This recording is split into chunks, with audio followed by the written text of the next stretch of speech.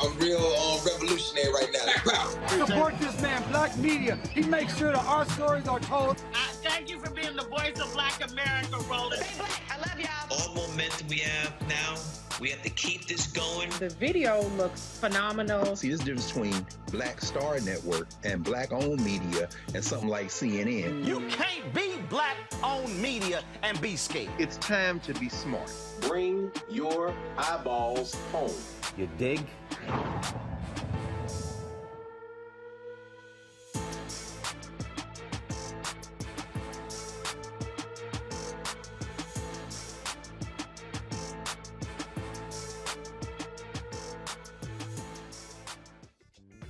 Today is Thursday, March 17, 2022. Coming up on Roland Martin Unfiltered on the Black Star Network, the Tennessee Comptroller is giving a majority Black town an ultimatum. Dissolve the town's 153-year-old charter or the state will take over. The town of Mason already declined to merge into Tipton County Government. The takeover is happening as Ford plans to build a massive manufacturing facility close by. We have the vice mayor of Mason and the chair of the Tennessee Black Caucus to break down what is happening. Colin Kaepernick's organization, Know Your Rights Camp, has launched an autopsy initiative offering free autopsies to families of those killed by law enforcement. One of the medical examiners associated with the initiative will join us tonight.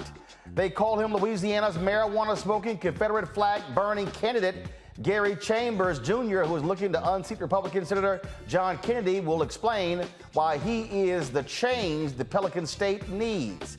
Supreme Court Justice nominee Judge Ketanji Brown Jackson is getting support from both sides of the aisle before her confirmation hearing, which begins on Monday. In Idaho, state Senate Republicans pass a bill allowing family members of a rapist to sue a medical provider who performs an abortion on the woman they raped. I told you these Republicans are sick and out of their minds. Folks, it's time to bring the funk on Roland Martin Unfiltered on the Black Star Network. Let's go. He's got it. Whatever the biz, he's on it. Whatever it is, he's got the scoop, the fact, the find. And when it breaks, he's right on time and it's rolling. Best believe he's knowing. Putting it down from sports to news to politics. With entertainment just for kicks, he's rolling. It's on go, go, roll, y'all. It's Roland Martin, yeah. Rolling with Roland now. He's funk, he's fresh, he's real, the best, you know he's Roland Martin now.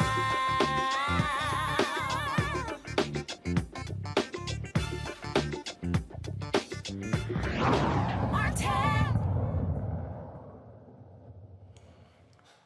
A small majority black town in Tennessee may have to relinquish its 153-year-old charter to the state. Why? Because decades of money mismanagement. Tennessee's Comptroller of the Treasury, Jason Munpower, wrote a letter to Mason town leaders explaining why. In my opinion, it's time for Mason to relinquish its charter.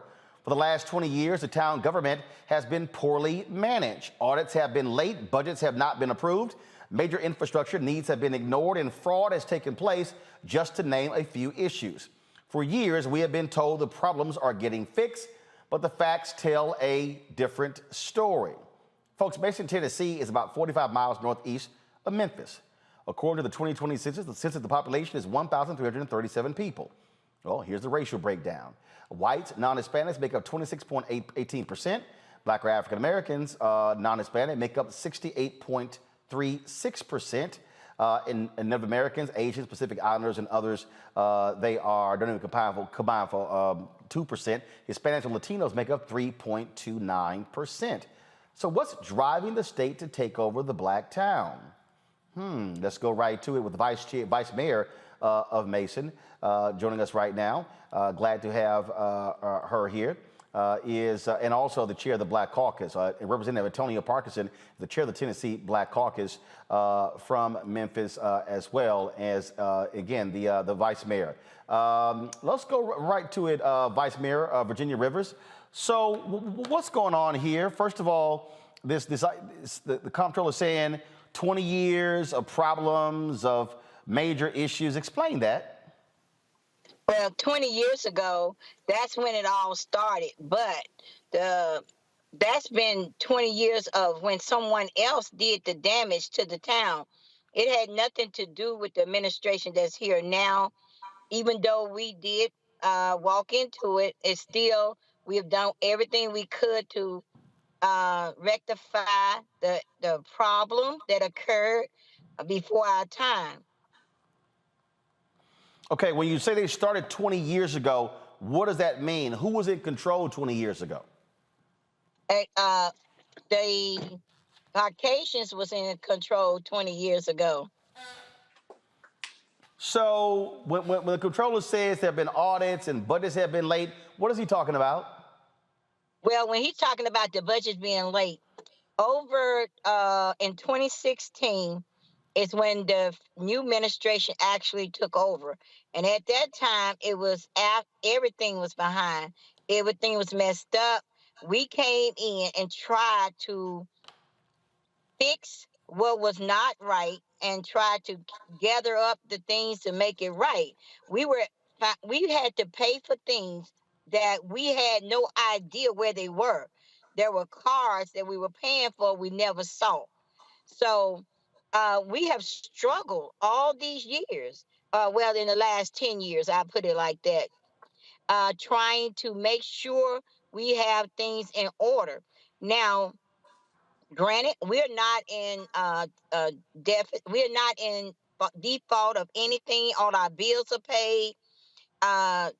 When that happened back then, when the fraud happened, the courts actually ruled that they were not going to make the man pay the money back. So if they weren't going to make him pay it back, why didn't they bother to give us, allow us to not have to pay for it by writing it off? But they didn't. What I'm trying to understand here, Representative Parkinson, is why all of a sudden, why this year is the state controller all of a sudden saying, oh, we're going to take over this town? Well, I don't think it started all of a sudden. And let me be clear.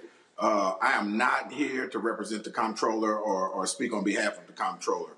I have been asked to look at this and to have conversations with all of the parties and to make sure that this black town is not being railroaded or being mistreated. But however, I think that the vice mayor has stated that this is an issue that has been going on for much longer than she's been elected. I think she's been elected for about 2 years now. But this issue started with white folks. And now, you know, this issue has exasperated itself, and the comptroller is stepping in and doing what he can do by law. And let's be clear also. That when you say this, can you explain that this started with white folks? What does that mean for the people? Yes, you know, all of this with Mason, Tennessee did not start with the vice mayor and the mayor that's in place right now, nor the mayor that was previously there before them. It started with white folks when white folks were in control of Mason, Tennessee. Okay, so here's the deal. So even though Mason is 63% black, you had white politicians who were running the city. Absolutely, and I'll let the vice mayor speak to that. Vice Mayor, when did black politicians take over this town? In 2016. So what was the leadership? What did the leadership look like? First of all, how many council members are there on the Mason's city council? There are 6 aldermen and with 7 with the mayor. Okay, so prior to 2016, what was the racial makeup of Mason, Tennessee? Pretty much what it is now. I'm sorry, the city council. I mean, the city council. Oh, before that, it was the same. You still had, but they were all the European Americans. So the whole city council and the mayor was white? Yes. What's the racial makeup now of the city council? We have white and Latino on our board. So the mayor of the city, white or black? Black. Vice, you're black. How many white members, how many Latinos on the city council? One white and 1 Latino. So you have 7 members, 5 African Americans, 1 Hispanic, one white is on the city council. Yes, sir. So you had white leadership of Mason, Tennessee all of these years. All of a sudden, new leaders come in, and now the controller wants to step in. At any point in the last 20 years, did the state controller say, hey, Mason, we're going to take over your city? No. When we knew that they were gonna come in, it was in February when they had a meeting with the mayor and aldermen, and that's when we just found out that they wanted us to relinquish our charter or they would come in and take over the finals. Those are our options. We didn't have any other options. And it was like a demand. It wasn't like acts. It was a demand. So talk about this Ford facility that's coming in. How significant is this? It's very significant because Mason can really prosper with this Ford company. We're glad the Ford company is coming. What we don't understand is why this is happening now. The comptroller has not bothered. They talk about our infrastructure of the town. If the infrastructure was so bad, you knew Ford was coming 9 years or so ago. So why didn't you bother to come in, try to help Mason get their self together if that was the case? But I will also let you know that the mayor that's trying to take over our town, the county mayor, sits on the Ford board. Not only does he sit on the Ford board, he also has purchased the county has purchased 300 to 500 acres of land between Mason and the mega site. So you tell me why they want to take over.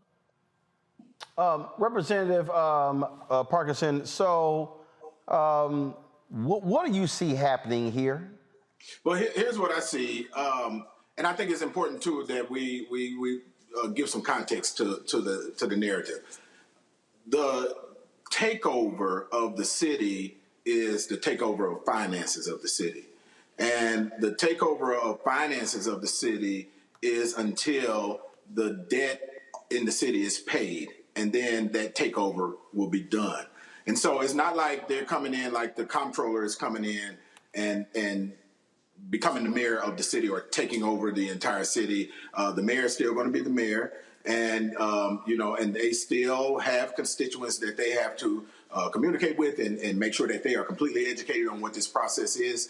I just think that there's a need for more communication between the Comptroller and the mayor and the vice mayor so that both mayors understand exactly what it is that the Comptroller intends to do when it comes to managing the finances of the city, and so that they also know what the Comptroller, what his expectations are in regards to what they think those outcomes are going to be and how long it's going to take for them to get the city finances in order. Here's the thing that I think is important to understand also. Anytime a city is in posture to benefit from, let's say, this Ford deal is the biggest deal probably in the history of the state of Tennessee. It's a big deal, right? And so anytime that a city is in position to be able to benefit from that, whether it's through growth, home development, more businesses, so on and so forth, the state benefits from it. And so, I would like to see the city of Mason, I would like the city of Mason be able to come through this, right, and come out of it shining, and have all of the past woes behind them so that they do not miss this opportunity with the Ford plant coming into the city. Coming into the area. Vice Mayor Rivers, I'm looking at this story from TennesseeLookout.com, and this is what it says. It says, the Comptroller points to 20-year history of fiscal mismanagement, including 2 major fraud investigations that resulted in criminal indictments. When did that take place? That had to be back before we came in. That's during those years that he's talking about when it was ran by the European American. So I don't think that there was 2 indictments. I will say this.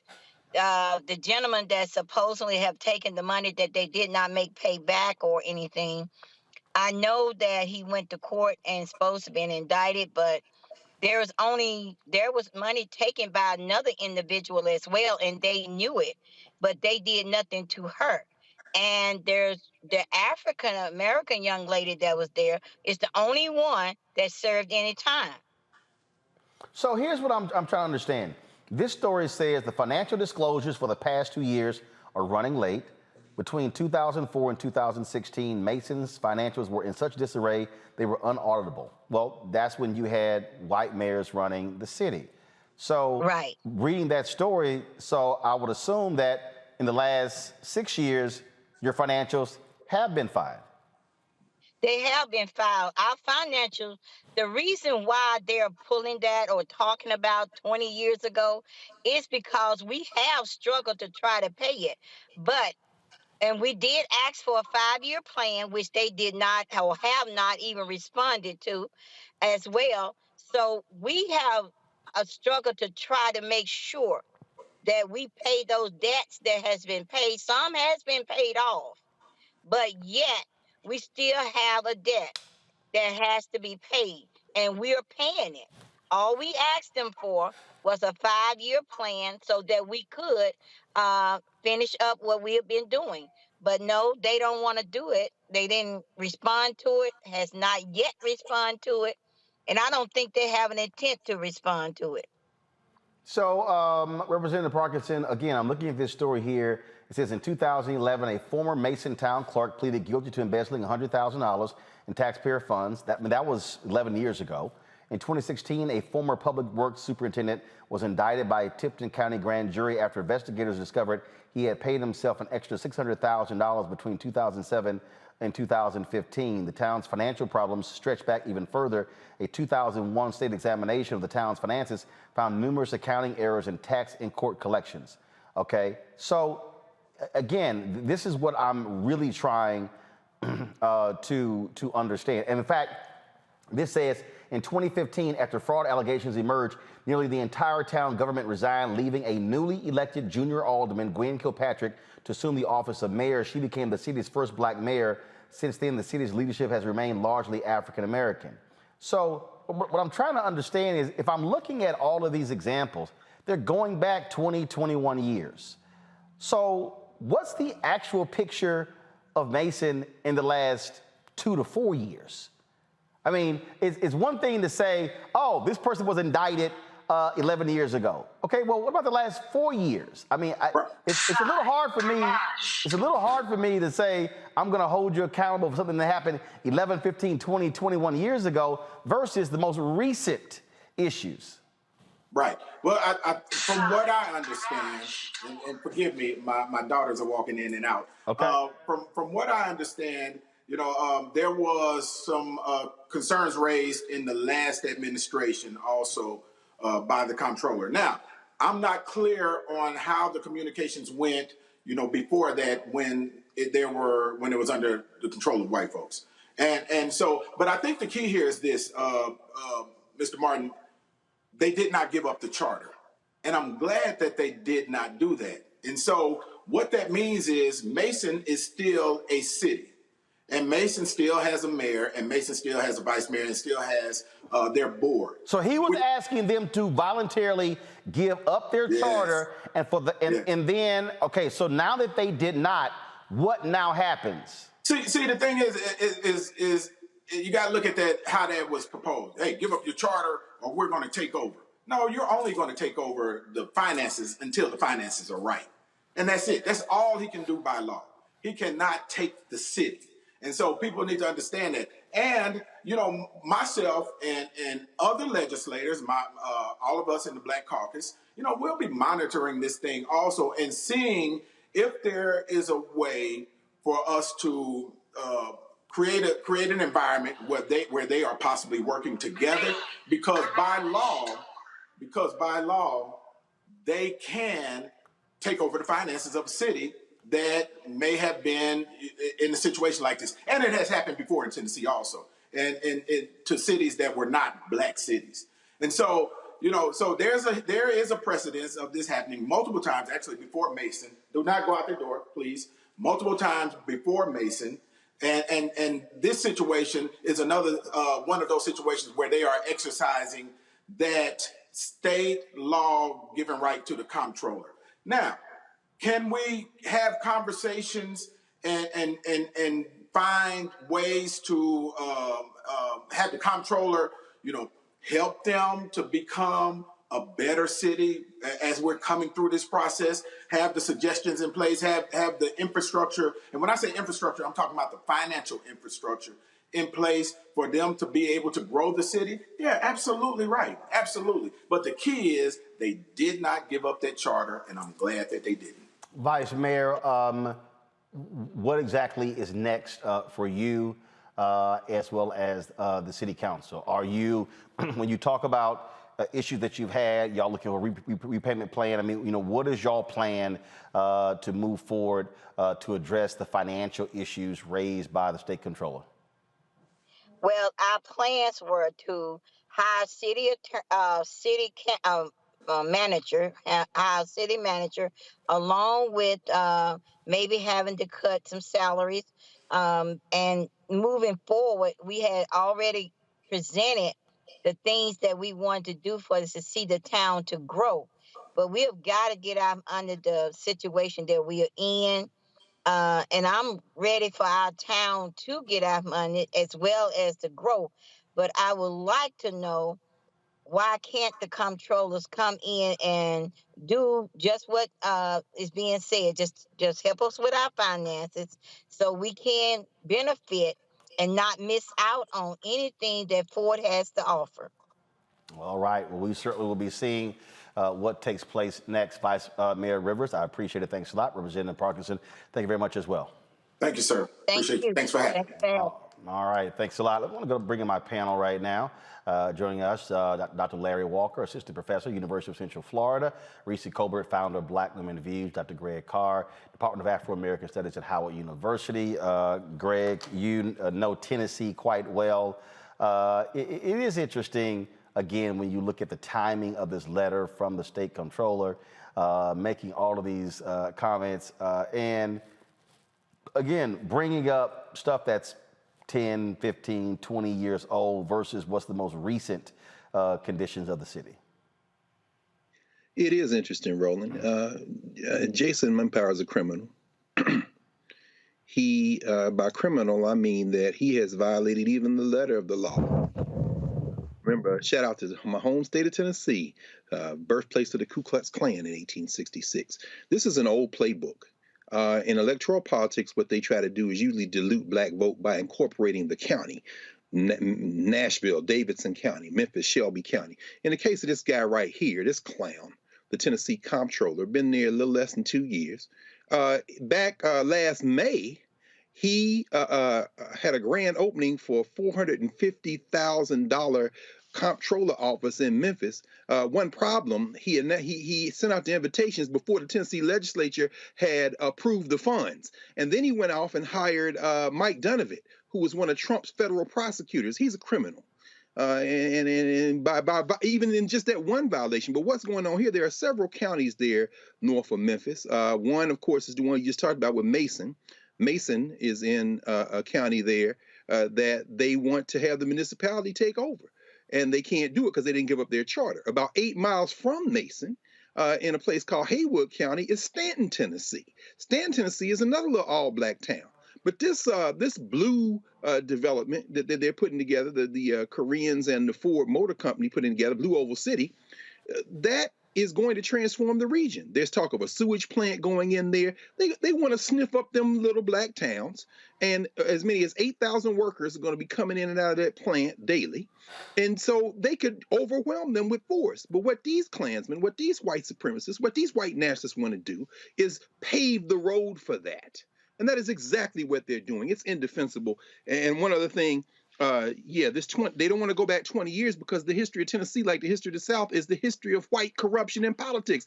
I'm old enough to remember when Ray Blanton was the governor, a Democrat, and they was stealing money with both fists. He knows what he's doing. The comptroller is part of a long, proud tradition of theft in the South. Reese, here's what's interesting. This is what this story says. Mason lies just 5 miles from the future site of Blue Oval City Ford Motor Company's 4,100-acre electric truck and battery plant. Taxpayers gave them $1 billion in taxpayer incentives.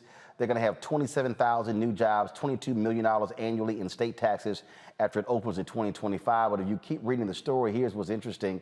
It talks about what is going to happen. Where to house an estimated 33,000 temporary workers needed to construct the site and the 27,000 permanent workforce needed when the plant opens in 2025 has been a central preoccupation for county and town mayors in Tipton, Haywood, and Fayette counties, all within commuting distance of Blue Oval's campus. Of course, Mason is about 5 miles away. So what we're talking about are hotels. We're talking about temporary housing. We're talking about whether or not that's going to be, let's say, trailers, or if there's going to be actual homes. And so what we talk about here is money. That's exactly what this is all about. I mean, this is the story of Black cities across the country.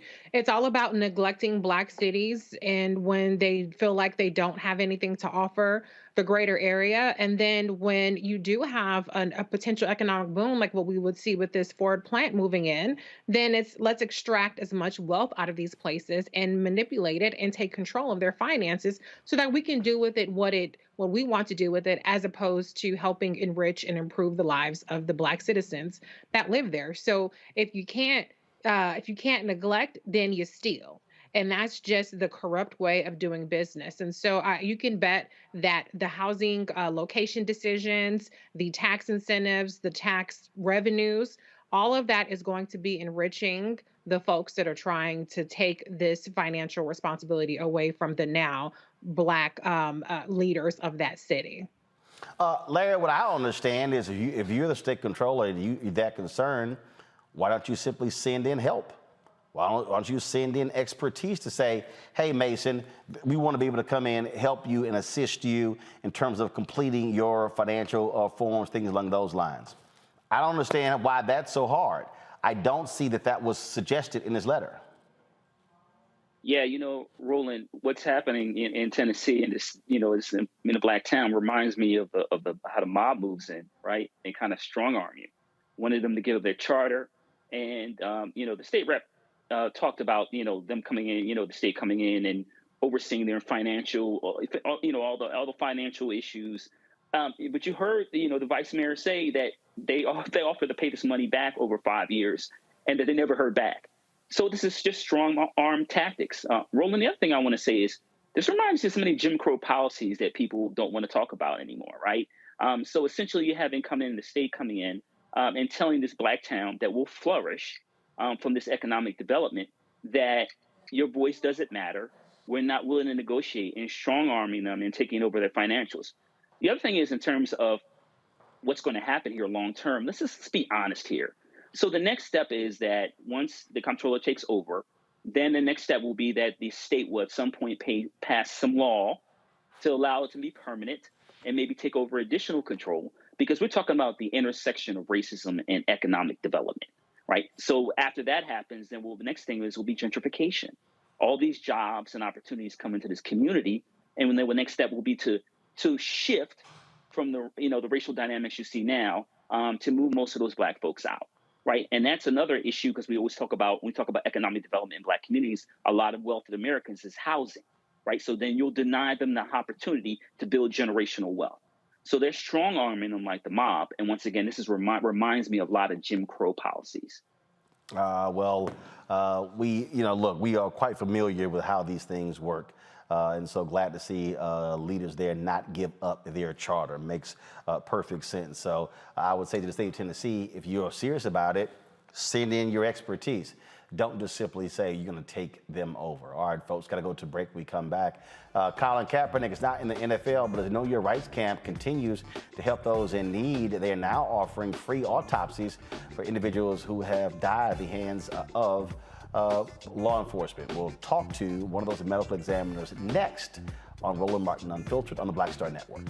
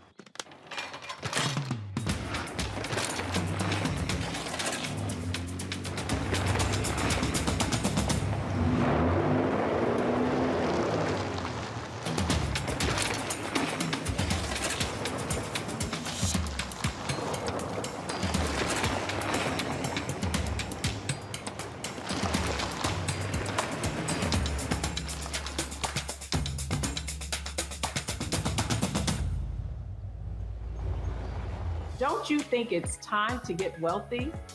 I'm Deborah Owens, America's Wealth Coach, and my new show on the Black Star Network focuses on the things your financial advisor or bank isn't telling you. So watch Get Wealthy on the Black Star Network.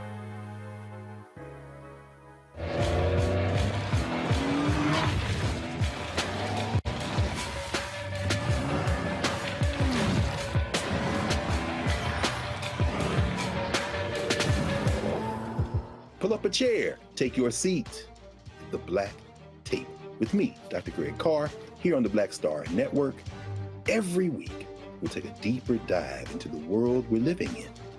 Join the conversation only on the Black Star Network.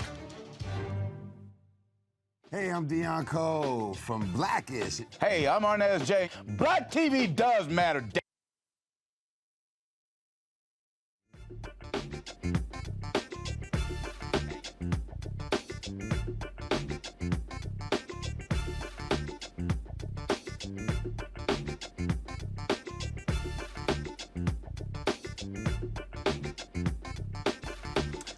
Former NFL star and civil rights activist Colin Kaepernick has launched an initiative through his Know Your Rights camp, providing free autopsies to families whose loved ones are victims of police-related deaths. It's called the Autopsy Initiative. Forensic pathologist Dr. Roger A. Mitchell Jr. is a member of the Autopsy Initiative team. He joins us now from Washington, D.C. Dr. Mitchell, glad to have you here. So, have you heard of this being done before? No, this is the first of its kind, providing this type of access to autopsies and medical services like this for free for families that have lost loved ones engaged in the criminal legal system or due to law enforcement force. First of its kind that I've heard of. Why do you think this is so groundbreaking and so important? Well, you know, it's really about equity. It's about having access to the things that are important to us as a community. And we know we're in a season and have been in a season really for hundreds of years where law enforcement, the criminal justice system takes liberty with black bodies, black and brown bodies, poor bodies in this country. And now we have an opportunity for there to be an objective look at the medicine and science and forensics that may be associated with the cause and manner of death, and making that available to families where otherwise they would not have that in a way that they could rely on. So, first of all, so how does this work? So how does someone reach out? You know, and you know, just what's the process? So there's a website, Know Your Rights Camp / Autopsy Initiative. There's a form that is filled out. That form can be filled out by family, could be filled out by friends, could be filled out by an attorney that's representing the family. And once that form is filled out, that information goes to individual that has been trained in medical legal death investigation. They'll ask a series of questions, and then it's brought forward to the closest medical examiner in the system, as well as additional forensic pathologists for review. And if it's a case that fits the criteria, then that case will be brought in for a second autopsy, and in some cases, a first autopsy. Questions from my panel. Reese, you first. Yeah, I mean, do you have any kind of statistics on how often, like, for instance, families are lied to, or how often families are even denied autopsies in the first place for these kind of cases? It's a really good question, and I think that part of having these this type of initiative, we can get to those numbers. Right now, there's a law in the books called the Deaths in Custody Reporting Act of 2013 that requires the federal government to count how many people are dying while in custody, whether it's the pre-arrest phase, like we saw in George Floyd, or individuals dying from natural disease too early while in the prison system. And right now, there's not full participation in that law. So we don't know how many people are dying associated with our criminal legal system. And so by having an initiative like this, we can support families that may have some questions. Larry. Yeah, sure. I'm wondering, this is a very important initiative. And one of the things I want to ask you, if you guys are partnering with other organizations, right, to expand your reach, and also in terms of be able to communicate to let people know that you guys are out there.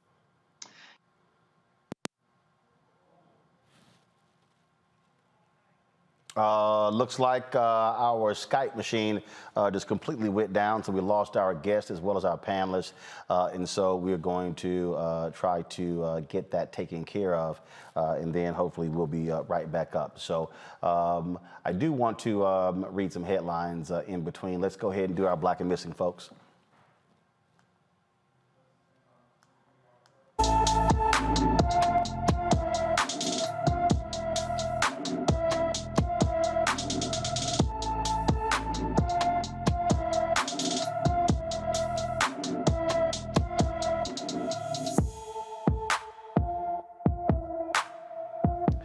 14-year-old Marcel Thomas was last seen in Danville, Virginia on March 13th. Marcel is 6 feet tall, weighs 180 pounds, with black hair and brown eyes. He was last seen wearing a tan jacket and light blue jeans. Anyone with information on Marcel Thomas should call the Danville, Virginia Police Department at 434-799-6510, 434-799-6510. A white Ohio woman faces 2 felony charges for sending threatening and racist messages to 2 black lawmakers. Sandra Bachman allegedly left hate-filled voicemails to Michigan State Representative Cynthia Johnson as well as Sarah Anthony. One message to Representative Anthony said, "Hey, need to cancel that bill against the vets, you little traitor, and you won't see the bullet coming, let me tell you that. So stop this shit and you're fired.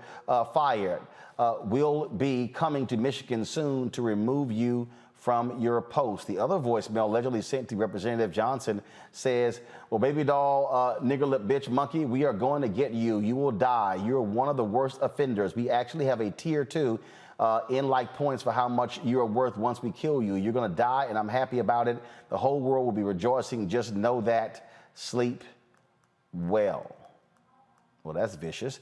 Bachman faces over 20 years in prison for a count of false report or threat of terrorism, a count of ethnic intimidation, and 2 other counts related to making a threat using a phone. Her arraignment is in 2 weeks.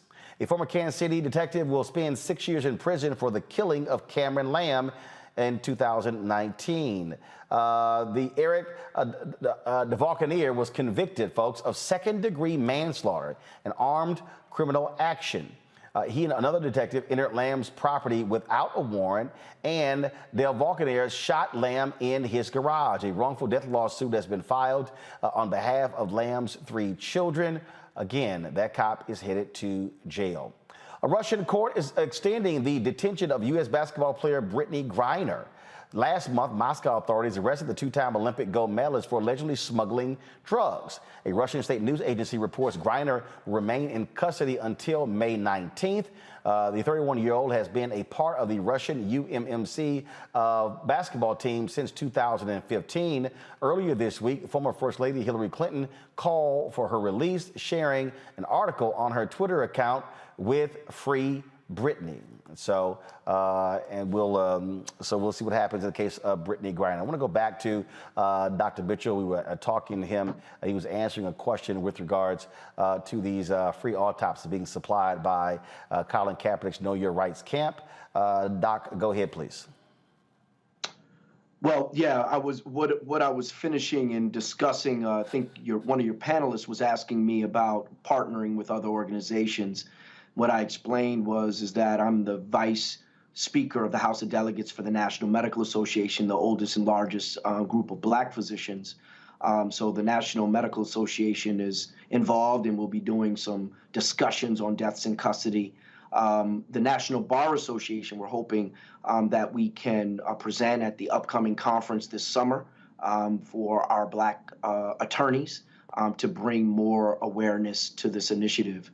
And so we're hoping that to get the word out so that families aren't suffering in silence and they know they have access to this resource. Greg, question you have for the doc. Thank you, Roland, and thank you, Dr. Mitchell. And looking at the team, your team there, the five doctors, I was intrigued by the fact that both you and Dr. Okoye served at one time as DC's chief medical examiner, and of the 2 women, 3 men, there are 3 black folk, including one sister, Dr. Wilson. Could you say a little bit about how this team was picked and maybe what is some of the conversation that you all are having? It looks like a kind of remarkable group to convene. Yeah, I think it's pretty remarkable, and I don't know if that group is done looking that way. I think that there probably will be additions to the team. You know, Sarah Wecht is one of the senior statesmen in forensic pathology. And I believe that he made most of the phone calls. I know that he reached out to me. I've written one of the biggest pieces on deaths in custody in the forensic pathology literature on how to conduct these investigations, along with a group of national experts. But I led that group, so that's what's put me in the mix. And then obviously Dr. Wilson has been involved in several high-profile cases as well. And so this was a good start of people that believe in deaths in custody as a public health issue and working through and helping families. So we hope that we will have additional forensic pathologists join us as we continue to provide services to these families. This is certainly a quite interesting initiative. Reese? Oh, I already asked my question. Well, I just want to make sure, like I say, when we went out, so threw everything off there. So I want to give everybody a shot there. Doc, the last question here, is there a set number of autopsies the camp will provide every single year? No, we have not been provided some, ceiling on these cases. Right now, it's about letting communities know that this resource is available and being able to provide what this functionally is a second opinion, like any other diagnosis you would get if you got a terminal, or if I got a terminal diagnosis of cancer, then you best believe I'm going to go to a similarly situated oncologist to give me a second opinion. And oftentimes that second opinion may be the same as the first, but when it's not, it's worth having a deeper look. All right then. Doc, I certainly appreciate it. Thank you so very much. Absolutely. All right then, folks. Got to go to a break. We'll be back on Roland Martin Unfiltered on the Black Star Network. Don't forget to support us in what we do. Download the Black Star Network app. Available on all platforms: Apple phone, Android phone, Apple TV, Android TV, Roku, Amazon Fire, Xbox One, Samsung Smart TV as well. You, of course, you can also support us in what we do by going to supporting us financially. To cover what we love to cover. Okay, yeah, wrong one, y'all. The giving graphic. There you go. Thank you very much. P.O. Box 57196, Washington, D.C. 20037. Cash App is $RM Unfiltered. PayPal is R Martin Unfiltered. Venmo is RM Unfiltered. Zelle is Roland at RolandSMartin.com. Roland at RolandMartinUnfiltered.com. I'll be right back.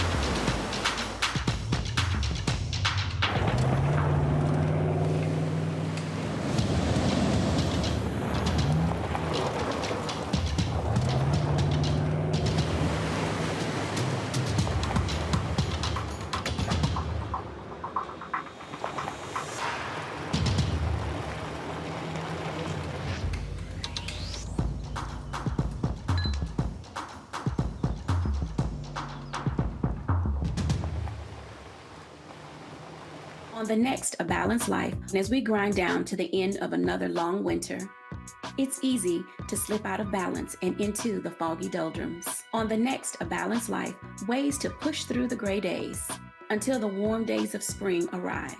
Join me, Dr. Jackie, on A Balanced Life on Black Star Network.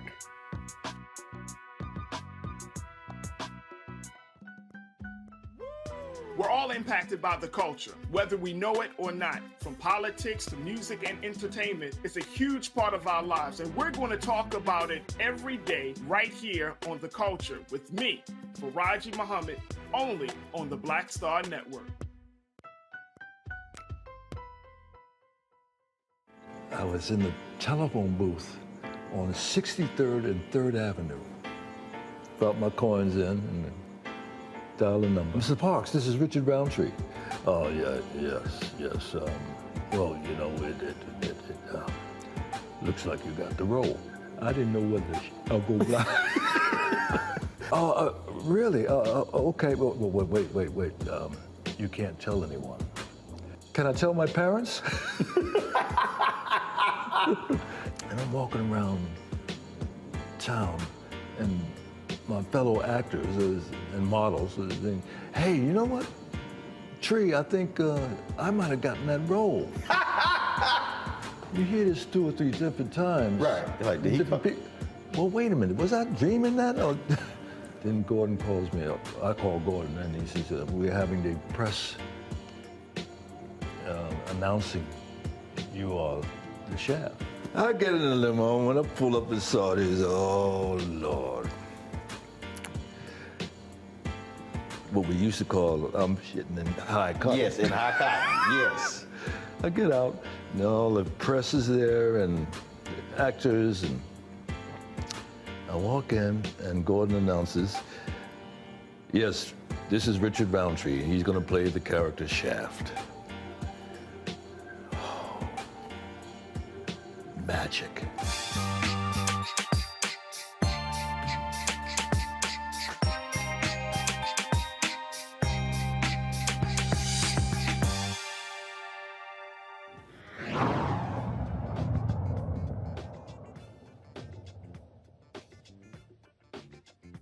To the wide shot.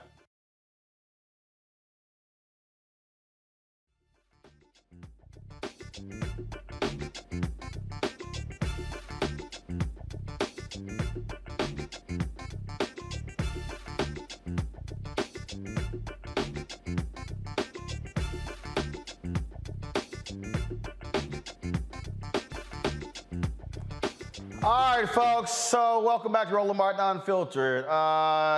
Gary Chambers, y'all might remember when Gary first drew our attention. Do we have the school district video? So y'all might remember when Gary went before the school district in Baton Rouge, and let's just say he let them know exactly how he felt about them. When it came to the one of the schools there, in terms of renaming it, you had some folk there who were not too pleased with what he had to say. He has been very much involved in Baton Rouge for quite some time, an activist on a variety of issues. Then Gary also ran for Congress against Troy, others. The seat, of course, was won by Troy Carter. And so now Gary is running for United States Senate. And let's just say he got the attention quickly of folks on the right when he dropped this first, shall we say, provocative commercial. Every 37 seconds, someone is arrested for possession of marijuana. Since 2010, state and local police have arrested an estimated 7.3 million Americans for violating marijuana laws, over half of all drug arrests. Black people are 4 times more likely to be arrested for marijuana laws than white people. States waste $3.7 billion enforcing marijuana laws every year. Most of the people police are arresting aren't dealers, but rather people with small amounts of pot, just like me. I'm Gary Chambers, and I'm running for the U.S. Senate, and I approve this message. Well, that one, of course, got folk attention. Then Gary said, what the hell, let's just do the next one. They said, we hold these truths to be self-evident, that all men are created equal. But here in Louisiana and all over the South, Jim Crow never really left, and the remnants of the Confederacy remain. In 1873, when a black man named P.B.S. Pinchback won a U.S. Senate race, he was never seated. They claimed election fraud. The attacks against black people, our right to vote, and participate in this democracy are methodical. Gerrymandered districts are a byproduct of the Confederacy. Our system isn't broken. It's designed to do exactly what it's doing, which is producing measurable inequity. 1 in 13 black Americans are deprived of the right to vote. 1 in 9 black Americans do not have health insurance. 1 in 3 black children live in poverty. It's time to burn what remains of the Confederacy down. I do believe the South will rise again, but this time, it'll be on our terms. I'm Gary Chambers, and I'm running for the U.S. Senate, and I approve this message. So check out Gary's next commercial, one he, of course, dropped against his opponent. I'm running for the U.S. Senate, and this is my opponent, John Kennedy. He used to be a Democrat that talked like this. Well, we have another program here at Treasury that we're very proud of. But then he became a Republican, switched accents, and now he talks like this. I will not let you down. I'd rather drink weed killer. Oh, and by the way, now he's good buddies with this guy. John Kennedy inspires people like this and has now raised $15 million to keep ruining Louisiana. We need to build a grassroots movement to defeat John Kennedy and build the margins of the Democratic Party in the U.S. Senate. Chip in today. We're a long way from 15 million, but people power can catch up. Let's go to work. Avocado toast eating insiders elite.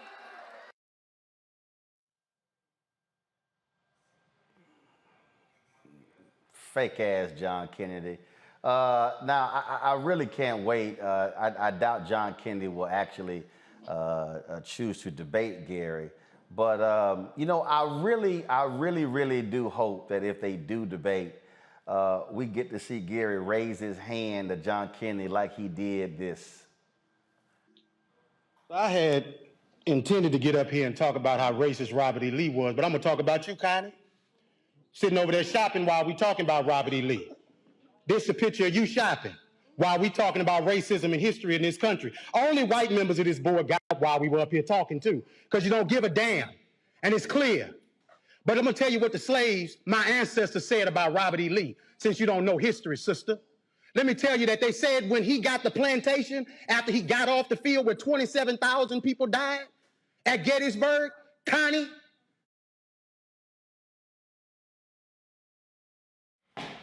I'm sorry, I had to stop it right there. Connie! Okay, let me go back. Robert E. Lee was a brutal slave master. Not only did when he whooped the slaves, he said, lay it on them hard. After he said, lay it on them hard, he said, put brine on them so it'll burn them. That's what Robert E. Lee did. And you set your arrogant self in here and sit on there shopping while the pain and the hurt of the people of this community is on display because you don't give a damn and you should resign. You should have resigned 2 years ago when you choked a white man in his house. You should have resigned 2 weeks ago when you got on TV and said foolishness. And you should walk out of here and resign and never come back because you are the example of racism in this community. You are horrible. Now to the rest of the board. You have an obligation to the people of this community. And 81% of them are black. And do you need a Klan rally outside, Mr. Goday, before you end it? Because holding it up means that you put that building in jeopardy. You do, sir. Because all over the country, they're burning stuff down. And black folks in this city have stood with protesters. I ain't seen you elected officials out there with them, making sure that nothing goes south in Baton Rouge. It's been folks in this community who give a damn, not just when it's comfortable, but every time. And 4 years ago, we came down here. Mr. Drake, they say you're a good man. Be a good man. Black folks say you're a good man. White folks say you're a good man. Your legacy is attached to tonight, brother. Your legacy. Now, let me say to the black members of the board, it's the most solidarity I've seen out of y'all in forever. Let's keep it at. Let's stand on this moving forward. Because we don't need to apologize for Connie, Evelyn. She showed you who she was when she was sitting next to you while you were talking shopping. You don't need another example. Now, when do we as Baton Rouge stop being in 1856? If you want to name the building after somebody, how about PBS Pinchback, the first black governor of the state of Louisiana, when he was governor during Reconstruction? You want another name? Oscar Dunn, who was the lieutenant governor of the state of Louisiana in the 1860s, that gave the right for Darius Landis and Don Collins and Evelyn Ware Jackson and Tremel Howard to get here. You want to name it after somebody from Reconstruction? Name it after the people who fought for abolition of slavery. If you want to name it after somebody, honor the right people, the people who are on the right side of history. But it's your ancestor that the school is named after. So you're holding on to your heritage. But we built this joint for free. And we've done begging you to do what's right. Thank you, sir. Next. Connie. Joining us right now is Gary Chambers. Gary, what's up, man? What's good, brother? Thank you for having me. Man, you done got these white conservatives all mad, upset. Fox News pulling videos of you talking about Farrakhan, and man, you got them mad. Well, we're gonna stay on them all year long because we're gonna speak truth to power and justice every step of the way. Well, what really tripped me out in that third spot, you know, like fake ass John Kennedy with that fake ass accent, trying to be all homespun and trying to be all down to earth. And what gets me is he comes to D.C.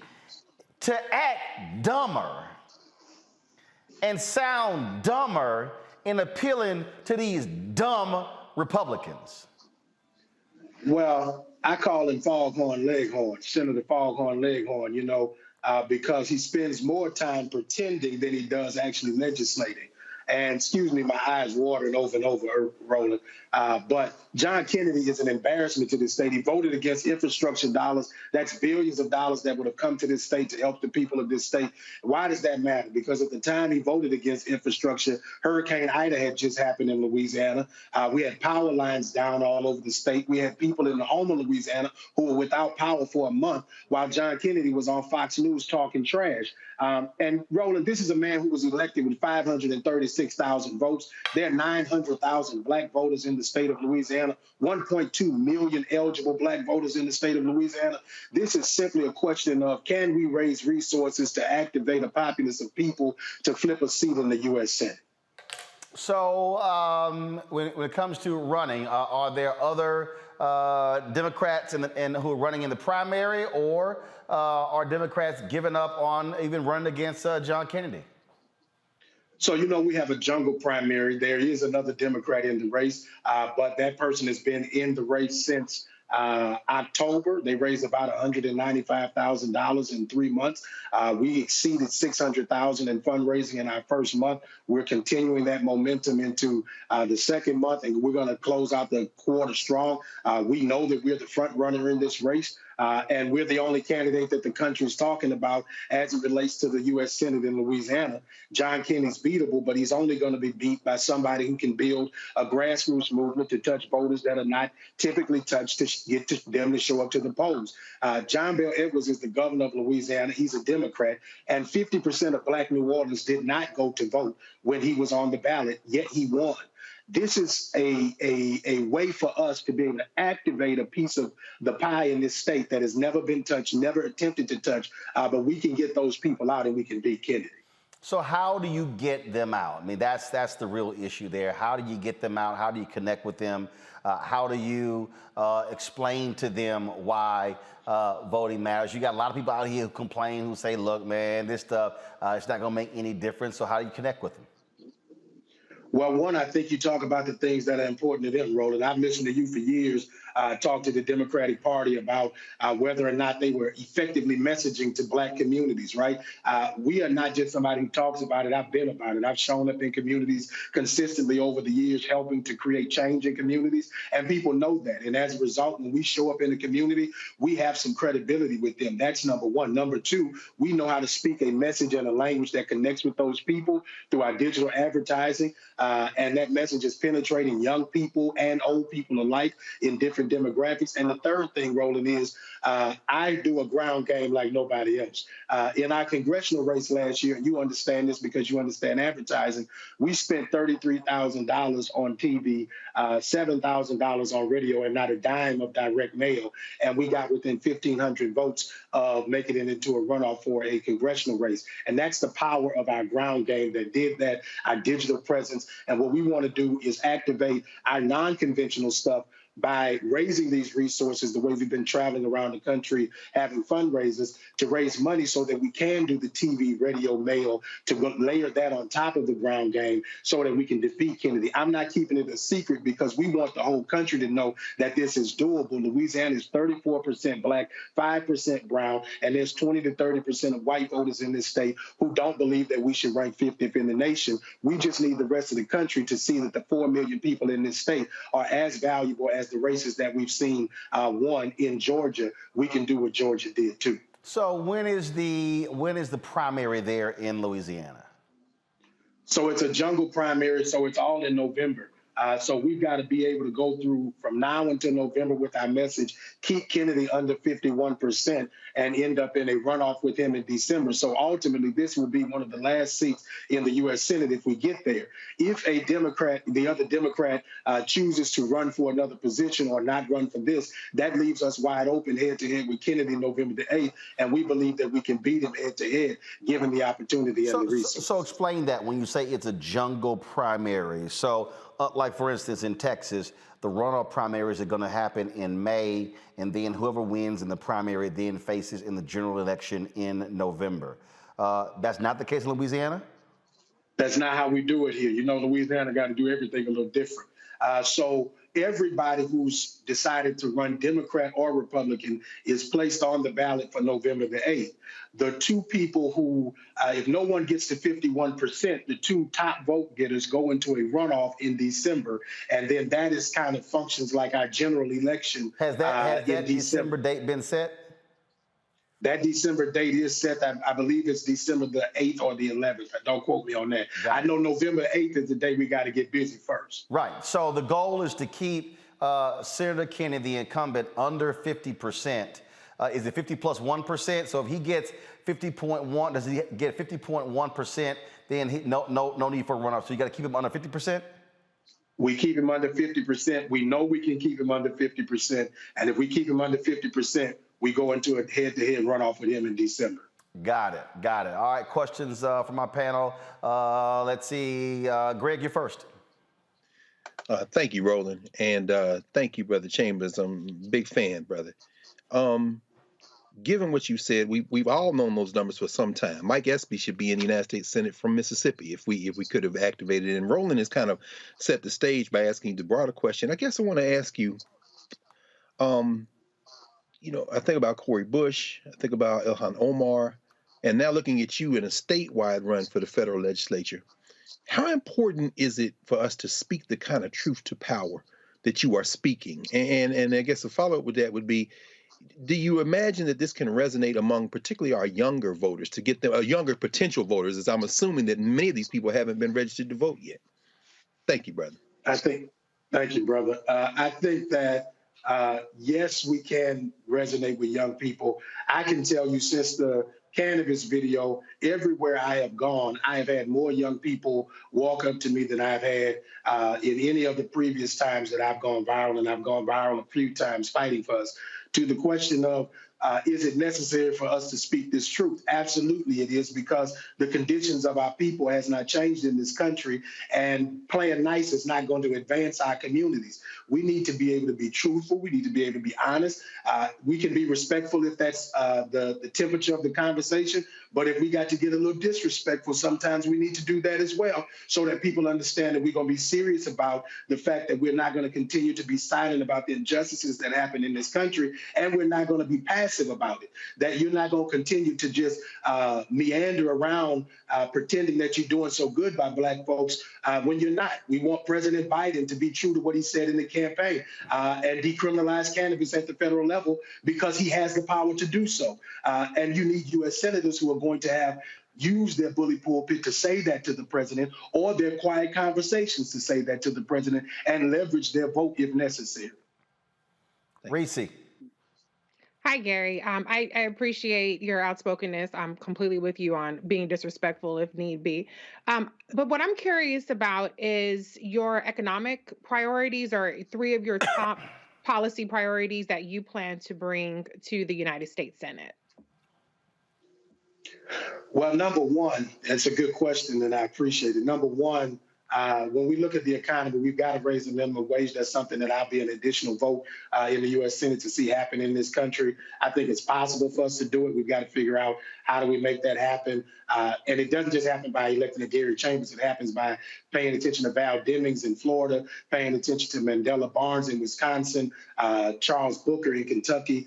All of these folks, if we get our margins larger, all of these policies that President Biden has proposed, like Build Back Better, are possible if more people are in the U.S. Senate. And so I think that caveat has to be there. The minimum wage has to be increased. We've got to figure out there's a lot of good components to the Build Back Better plan that I think would have helped people. The child tax credit that people were given, the ability for people to pull their families out of child poverty. A big major thing for me is the Green New Deal, because I believe that the jobs that can be created for the state of Louisiana and the future of our economy are important. Our economy ranks number 50 in the nation. We also rank number 50 in environmental quality, and we rank number 50 in crime in Louisiana. And we're married to the oil and gas industry. The jobs of the future are in the energy sector and in technology. And we've got to figure out how do we build a robust, comprehensive plan for this country that addresses energy and creates jobs in that sector. And I want Louisiana to be at the forefront of receiving those benefits when that happens. Larry? Yeah, Mr. Chambers, thanks. And so I want to start with a quote. It's the truth that shall set you free, right?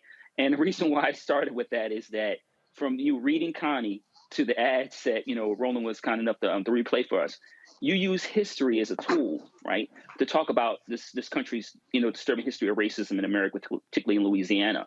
So can you talk about how you, in a time when people are pushing back on history, accurate history, and particularly racism in America, how you're using it as a tool to reach the voters, and even some voters who are not comfortable talking about Louisiana's history and this country's history of racism? Well, I think it's important that we talk about the history because so many people don't know the history, which is why they perpetuate a lot of the lies that they tell.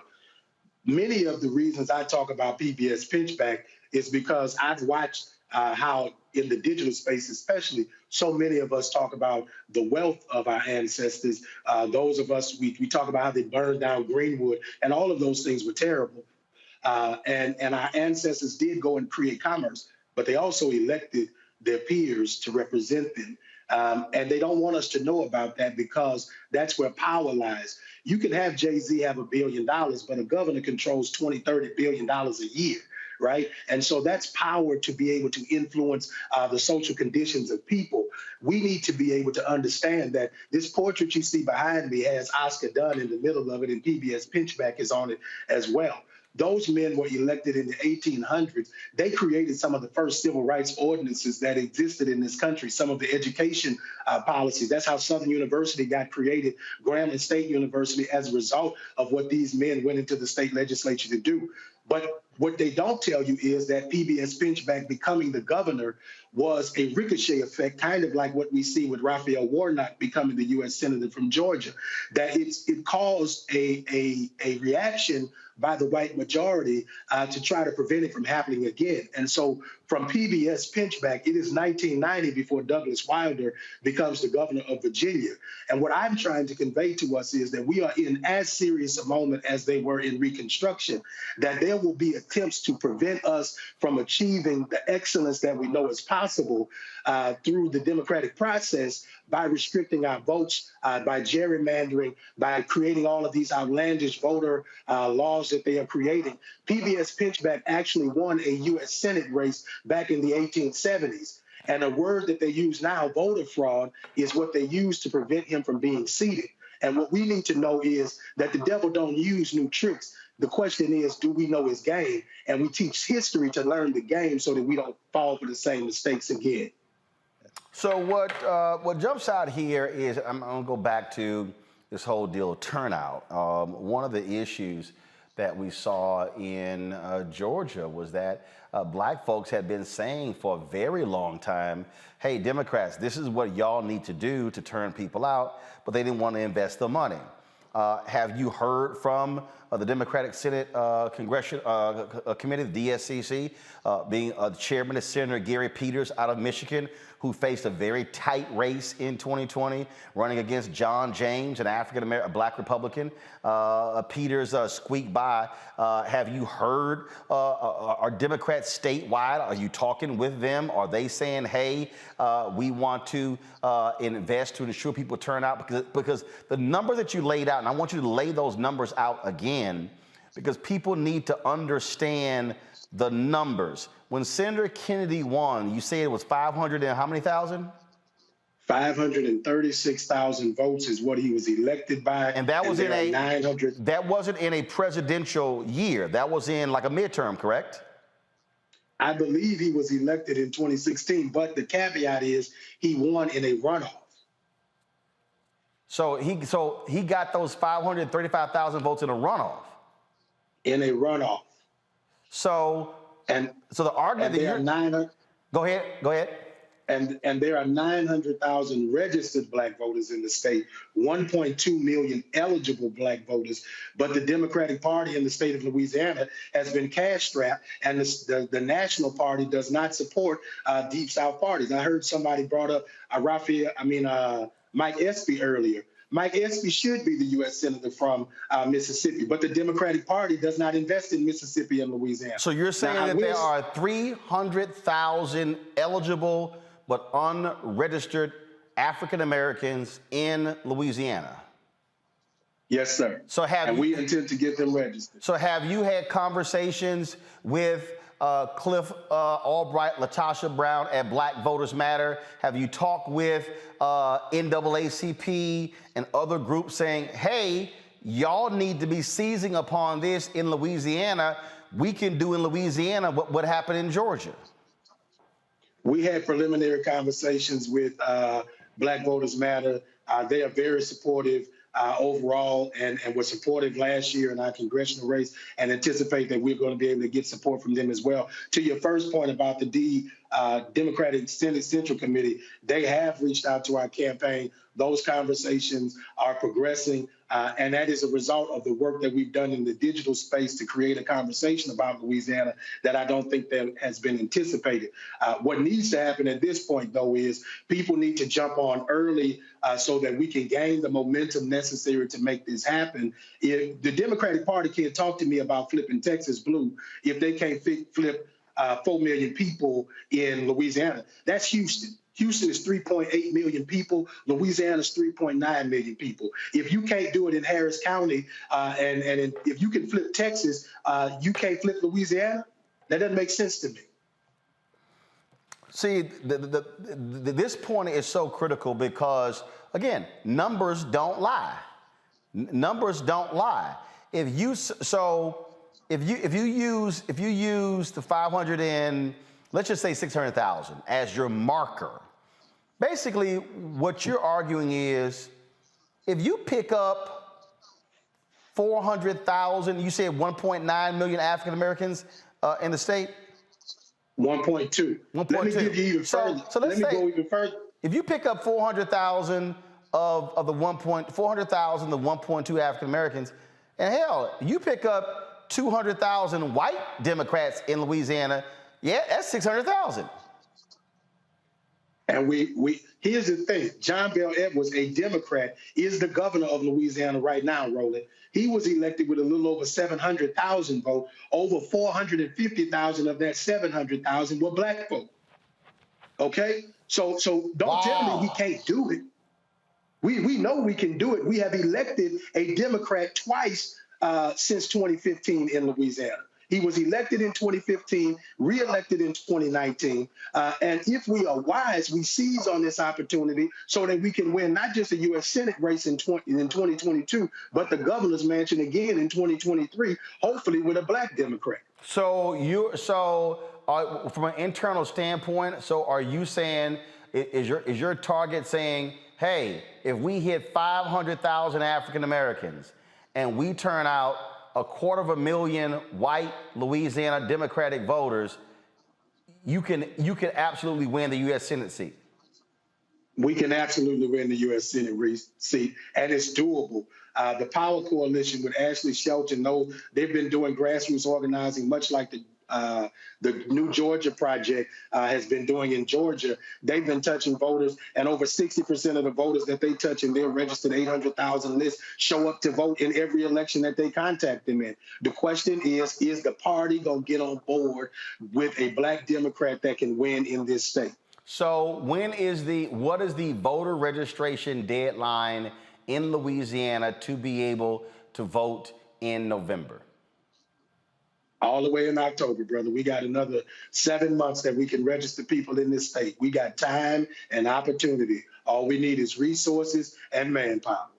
All right, then. I certainly look forward to coming down to Louisiana, doing our show down there, chatting with folks there. So it shall be interesting. And so keep us abreast of voter drives that you're going to be doing there in the state of Louisiana, so we can certainly get down there to cover it. Thank you, Roland. Let me make one more point, Roland. Everything that we have done in this race has been done with a staff that is 90% Black, brother. All right, then. All right. Gary Chambers, I appreciate it. Thanks a lot. Thank you. I want to go back to our panel on this. Reese, the reason I'm always pressing with those numbers, because it boils down to is it's all about the math. It comes down to the math. And I remember, and it was 2012. It was election night 2012. And I was waiting to go on CNN. May have been election night or may have been after the election, or slightly before. But it was definitely in 2012. And we were here in D.C., and we're waiting to go on. And Chris Van Hollen, then Congressman Chris Van Hollen of Maryland, was head of the DCCC. He now is a U.S. Senator from Maryland. And so I was talking to him, and I said to him that, look, man, I said, y'all can actually flip 2 states. You can flip Georgia, you can flip Texas. I said, you got 2.1 million eligible but unregistered Latinos in Texas. I said, at the time, I think there were like 800,000 eligible but unregistered Black and Latino voters in Georgia. And he shook his head. No, he said, red. I said, no, you got to do the work.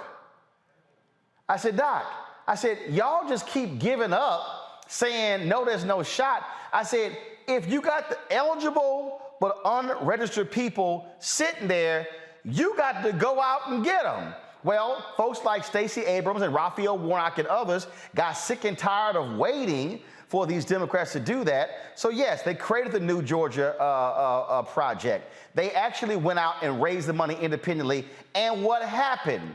They changed the laws there, drastically reduced the number of unregistered people. And so that paved the way 8 years later for Warnock and John Ossoff to win in the runoff to become United States senators. And so the same thing. Why are Republicans gaining ground in South Texas? Because Democrats didn't put the resources in there and just automatically assume, oh, they're going to keep voting for us. And so now Republicans have made inroads in South Texas. Now Democrats, oh my God, we got to do something. Well, you should have actually been proactive.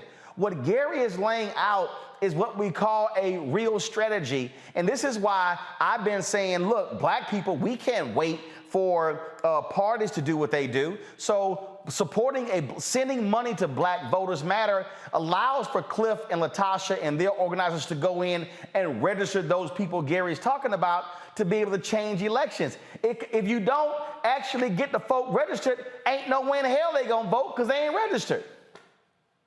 Yeah, but even with the numbers that Gary laid out, even with just turning out the registered voters, that would be a game changer in this election. And so I think the problem that we see from the Democratic Party is they focus so much on, activating voters in the 11th hour, the 25th hour. And what you really need is you need to have ongoing credibility and conversations with your base so that they will be activated at all times. And that's a wider network instead of having, staff or volunteers who have to do this outreach and kind of drag people to the polls kicking and screaming. So I think that the numbers definitely line up as Gary Chambers outlined.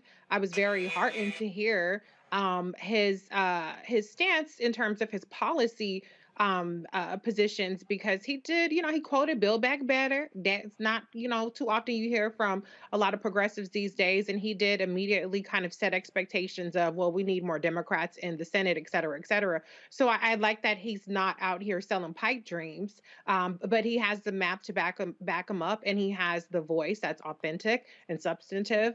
And so I hope the best for him. But to your point, Roland, if you're waiting around for the Democratic Party on a national level who raises absurd amounts of money. I mean, every quarter, Jamie Harrison is saying how they've raised a record amount of money for that particular fundraising cycle. And yet we don't necessarily see it translate into these individual races and really activating voters. I don't know what they're doing with the money other than begging for more money.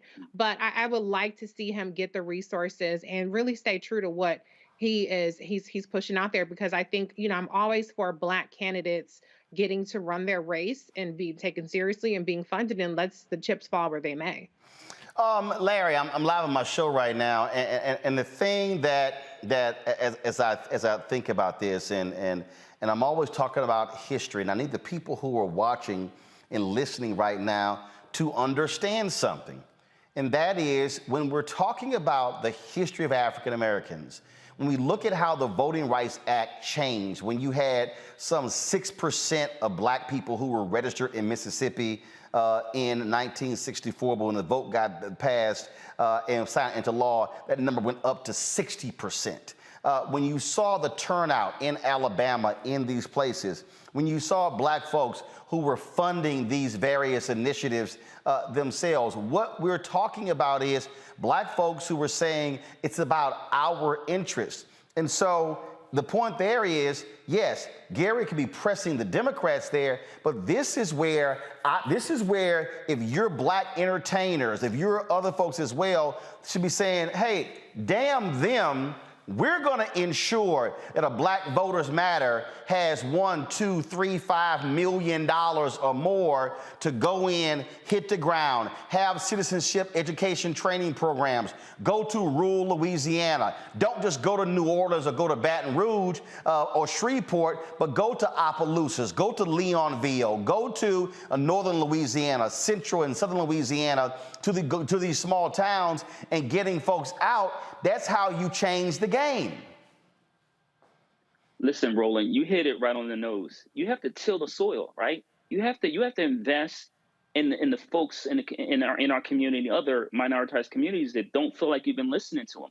And so, that hasn't been happening. Now, look, I'm a former congressional staffer, work for a CBC member, and this has been a complaint for years, right? So we got to go into communities. We have to let people hear why you should vote. Why you should vote in every election, not just presidential election and midterms. But we have to make that investment.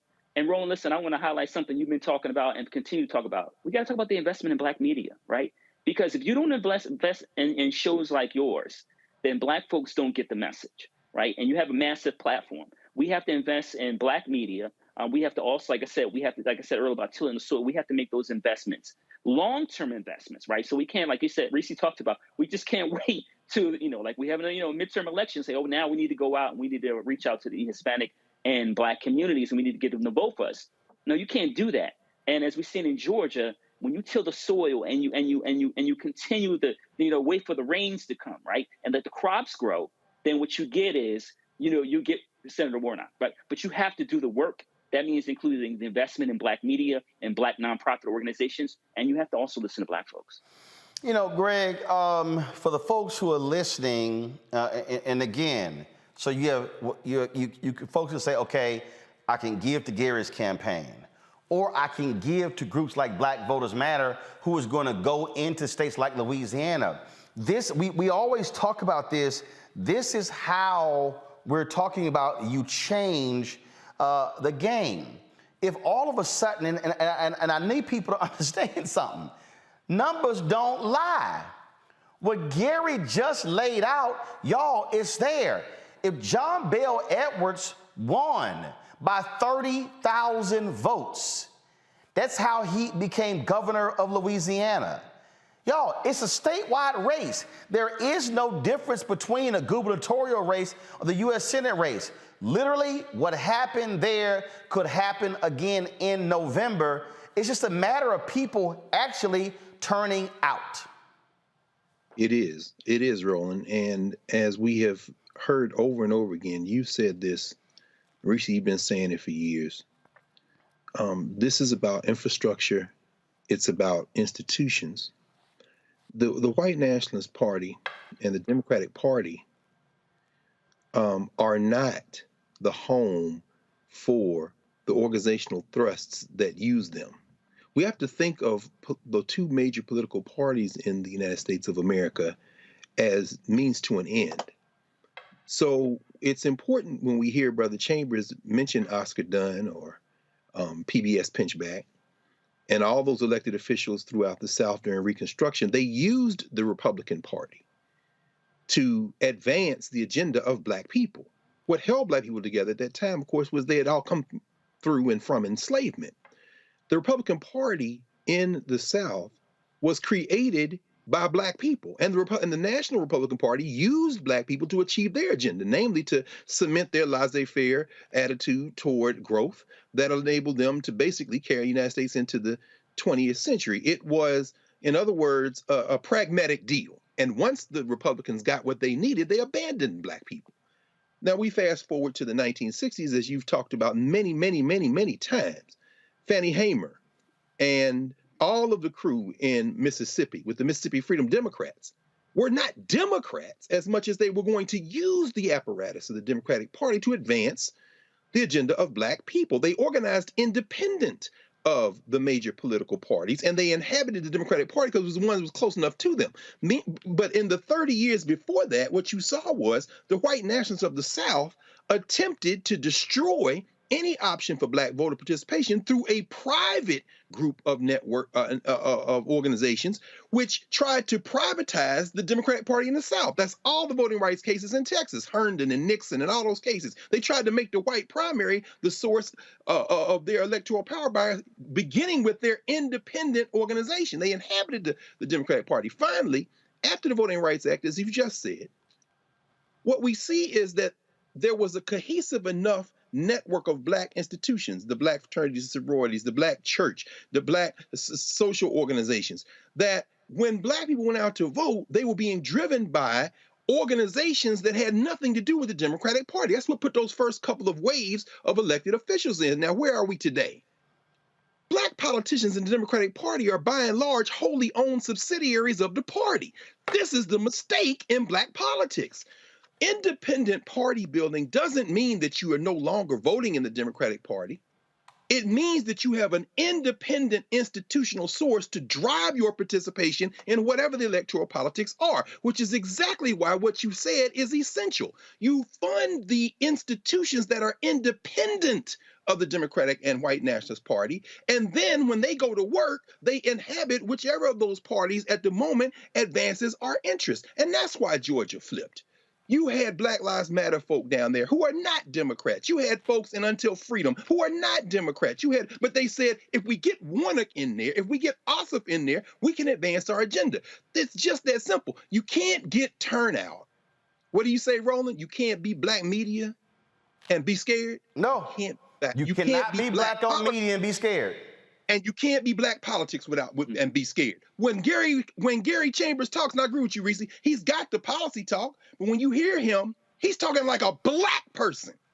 Now, Jamie Harrison can't do that because he is a wholly owned subsidiary of the Democratic Party. There's no independent Black political base in the Democratic Party. That's why they're scared of their own shadow, and that's why those white boys gonna keep screwing us until we have an independent organizational formation that will use the Democratic Party the way everybody else uses. Now, see, on that particular point right there, which is, see, this is what Dr. Carr just said is exactly why I need all of you punk-ass trolls who love to run your little comments, Roland, you owned by the party. First of all, anybody knows me. I ain't never identified as a Democrat. I have never identified as a Republican. I have never worked for a candidate.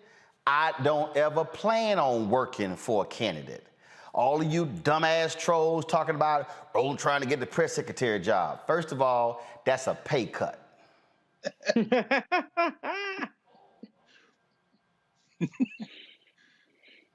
Two, I can't say what the hell I want to say. So I ain't never even thought of wanting to be. I don't ever want to be a press secretary because I'm just letting y'all know right now, go back and look at some of them Richard Pryor news conferences when he was the president. If you want to see what the press conference is going to look like when I'm up there, that's what it's going to look like. That ain't going to happen. So, but I need these fools to understand that people say, like when I hear people say, we got to have our own Black political party. Y'all, What Dr. Carr just said is actually what you should be articulating. There are two parties in America. Y'all, it's simple. It's Democrat, Republican. Look, now, do I believe we should have as many parties like we see in Israel, like in the UK? Hell yeah. Ain't gonna happen. It's two parties. The last significant third party in America was the Reform Party, okay, which was funded by Ross Perot. They had an opportunity to actually do it, but they got caught up in ego, power, and control. That's it. That's what happened there, okay? Yeah, you got the Green Party, whatever, not significant. Yes, you got the Libertarian, not significant. I'm just telling y'all right now. So the question is how do you use, you gotta make a decision, Democrat, Republican, Democrat, Republican. How do I use one of these parties to advance the interest of our people? So a lot of y'all, when y'all sit here and run y'all mouths and y'all talk all this trash and y'all want to sit here and normally I don't name the punk so-called fake new black media that you never ever see cover anything in black America and just sit their ass at home behind laptops and hide their faces. See, what they will not tell you is how power actually works. See, I love the people who are sitting here posting stuff saying, ooh, HBCUs got $2.7 billion in the American Rescue Plan, and Hispanic serving institutions got $11 billion, and Asian and Pacific Islander and Native American serving institutions got $5.5 billion. What the fools did not tell you is that black people also go to those same schools. But they ain't tell y'all all of that because you don't understand power and how it's used. And so right now, these 50-50 in the United States Senate. And so y'all have heard me say, if Mandela Barnes, who's leading in the polls in Wisconsin, if Mandela Barnes is able to beat Ron Johnson, now the United States Senate is 51-49. If Sherry Beasley is able to beat, more than likely, the former governor of North Carolina in North Carolina, now the Senate makeup is 52-48.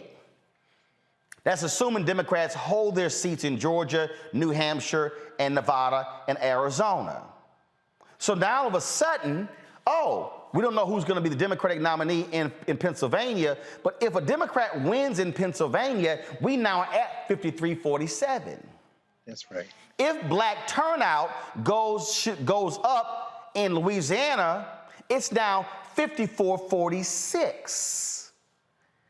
If Val Demings can somehow beat Rubio in Florida, it's now 55-45. That's right. If Tim Ryan is able, first of all, whoever wins, he's leading the polls. I know there's a sister who's running as well, but let's say the person leading the polls right now is Tim Ryan. If Congressman Tim Ryan is able to win in Ohio, you now at 56-44. That now means that Sinema and Manchin are now irrelevant. That's right. Now they don't control the agenda. Because if those two say, no, we don't want to end the filibuster, okay, now it's 54-46. You got numbers. So, folks, it comes down to math. So when I cuss out the fools who say, man, this is bullshit, I ain't gonna vote, we ain't got tangibles, okay, so let me say this about tangibles. Y'all gotta promise this. It don't matter if Gary makes a promise if he never wins. That's right. Let me repeat that again. Switch to this camera, please. Switch to this camera right here. Let me try to explain to you real simple. It doesn't matter if a candidate makes a promise if they never win. It doesn't matter if a candidate makes a promise and your ass not registered. It doesn't matter if a candidate makes a promise and your ass registered but don't vote. They kind of all go together. And see, that's the thing, Reese, that just really gets on my nerves when we're talking about power and how to use power and how to affect change. And then when you begin to ask these simple Simons, they can't ever really deal with that because they love talking blackness. They love hollering, we need reparations, we need tangibles, we need a black agenda. But you cannot execute anything if you do not have the political power to do it. That part. And to be honest, all the things that they are demanding are things that are in process. But because the power isn't there to get it across the finish line, then it remains a priority. It remains a policy position as opposed to a result. And so this goes back to the conversations we've had on the show plenty of times. I remember when Ice Cube was on the show with his what did he call it? Black reporter, black something or another. And I asked him, well, I said to him, a lot of the things that you're suggesting are already, I can name the specific legislation in the Congress right now and the people that are pushing that through. Why not partner up with those folks? Why not create a scorecard? Why not align with people that are already pushing your priorities forward and put your political backing behind that, as opposed to trying to create this whole separate entity that doesn't have infrastructure. You need infrastructure to get things across the finish line. You need political will beyond just people using hashtags and slogans and being chaos agents and disinformation agents on the internet. And so I'm with Dr. Carr on using these outside, or maybe you said it, Roland, outside entities to help push the Democratic Party. But the rub is you have to have something substantive that you're even aware of and that you're aligning yourself with to actually make a serious demand. Because if you're making demands on shit people are already working on, then what is you even talking about? You just yapping. And so I think when you have, like, for instance, Diddy had his new Black Party who endorsed nobody in 2020. They put no resources behind Mike Espy, behind Raphael Warnock, behind any of the many Black folks that were running for office. There would have been a historic number of Black people winning. They put nothing behind it. And so I'm all for building political capital. That's what we're trying to do on this show as we educate our viewers.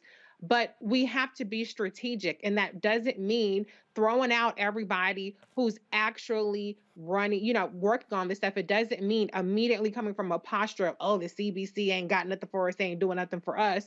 When they're doing everything that you say you want done, you're just not paying attention. See, Larry, let me be real clear. Because, see, for all of the simple Simons, see that Roland go dogging us, asking for tangibles. Fool, y'all ain't the only ones asking for a damn agenda. NAACP has an agenda, printed out. Right. National Urban League has a black agenda, printed out. Black Voters Matter had one. Black Lives Matter had one. Until Freedom had one. So don't act like that. Hell, I've talked about specifically black-owned advertising. I've talked about make sure we're getting our fair share. I've talked about make sure we're getting our fair share of the $660 billion that's going to be spent in the infrastructure bill on roads. I specifically said to Pete Buttigieg, the transportation secretary, on the Air Force Two with Vice President Kamala Harris, that very thing coming back from Selma. See, and then I specifically asked Secretary Cardona about dealing with the education and the black belt in Alabama. So I don't want to hear none of you punk asses out there talk about, man, Roland sitting there dogging us, talking about our tangibles. I don't care, ADOS, FBA, B1, B12, I don't give a damn what the hell all your names and letters and your numbers are. We all are talking about having a black agenda. But let me be clear again. If all of you talking about over here is opposed by the party on the right, that means you only got one shot to get it, and who you gonna get it through? So the question is, who are we going to push and then stand behind to actually get it done? Larry, that's what it boils down to. If we're talking about, if basketball is about rebounding, playing, taking good shots, and playing defense, politics ain't that damn hard. But you cannot change a damn thing if you're not registered and if you don't vote. Yeah, I mean, and folks are complaining about all kinds of issues, and like you said, they don't have a foot in the game, right? So, you know, and listen, Roland, you talked about it having a platform, right? So, you know, CBC, et cetera, you know, National Urban League, NAACP, et cetera. And I think that, Roland, one of the issues or challenges we deal with the last several years in the Black community is we have more folks who actually have resources, right? But we also have, you know, they may not have an understanding of how politics works. You talked about Diddy, and I'm quite sure what he was thinking was his thought. He was in the right place, right? His heart was in the right place in terms of creating some kind of independent platform. But you need to first talk to folks who have been in the game, like yourself, like Dr. Carr, and we have, you know, Reese on the end also, who understand how the dynamics work, right? So, like you said, and I also feel like that a lot of these people are shadow boxing, right? In many respects. So, if you don't understand the dynamics, but you have the resources, then you need to talk to the folks who've been involved in the political game, understand GOTV, understand how all these dynamics work. In terms of looking at the data at a micro level, in terms of what communities we need to turn out to win elections in Louisiana and Georgia and Texas, some of these other places, right? But we need to, once again, the folks with resources have to stop shadow boxing, the folks, the trolls on social media, et cetera, have to get behind those social media platforms, and they need to put their hands in the soil, right? That's what we're talking about when I talk about tilling the soil. We need to put our hands in the soil. We need to collaborate with the folks who have platforms, who have the years of experience in politics and media, et cetera. We need to collaborate as Black folks. And then when we do that, we come together collectively. Then we can address the issues in the Senate in terms of making you talk about, you gave us the numbers in terms of what we can do. We can get folks to come out to vote, but we got to give them something to come out for. And then we have to continue, once again, to invest in those communities, highlight why we care, and then we can continue to change things for the better for this country. See, here's why it's going to be real interesting to find out. See, this is where now, Dr. Carr, or the folk going to put their money where their mouth is, or they going to put their feet where their asses are. Here's what I want to know. If you look at what Gary's standing for, ADOS, FBA, B1, ain't that y'all agenda? So here's the question. ADOS, FBA, and B1. And you know what? I'm going to go ahead, and I don't normally do this, but I'm going to go ahead and do it. ADOS, FBA, B1, Yvette Carnell, Antonio Moore, Vicky Dillard, Jason Black. Y'all going to take y'all asses to Louisiana? Y'all gonna broadcast y'all shows from Louisiana? Or y'all gonna go with Gary and register Black people in Louisiana? That's what I wanna know. So let me just go ahead and put it out there. Antonio, Yvette, Boyce, Vicky, Miss Bad Lace Front, Jason Black, hiding your ass behind your camera. Roland Martin Unfiltered is going to be in Louisiana. We gonna spend time on the ground in Louisiana broadcasting from those small towns talking to Black people. Where y'all gonna be? What y'all gonna do? Your agenda? Gary, back in your issues. Are you going to go there to try to register those 300,000 unregistered African Americans in Louisiana? Are you going to go there to get them registered and turn them out? That's the challenge I'm putting out there for all y'all. Greg, go ahead. Well, that's the challenge, Roland. That is the challenge if they will do that. And I'll say a couple of things. There's so much there that you laid out. One, I don't think any of the people that you named have much influence at all.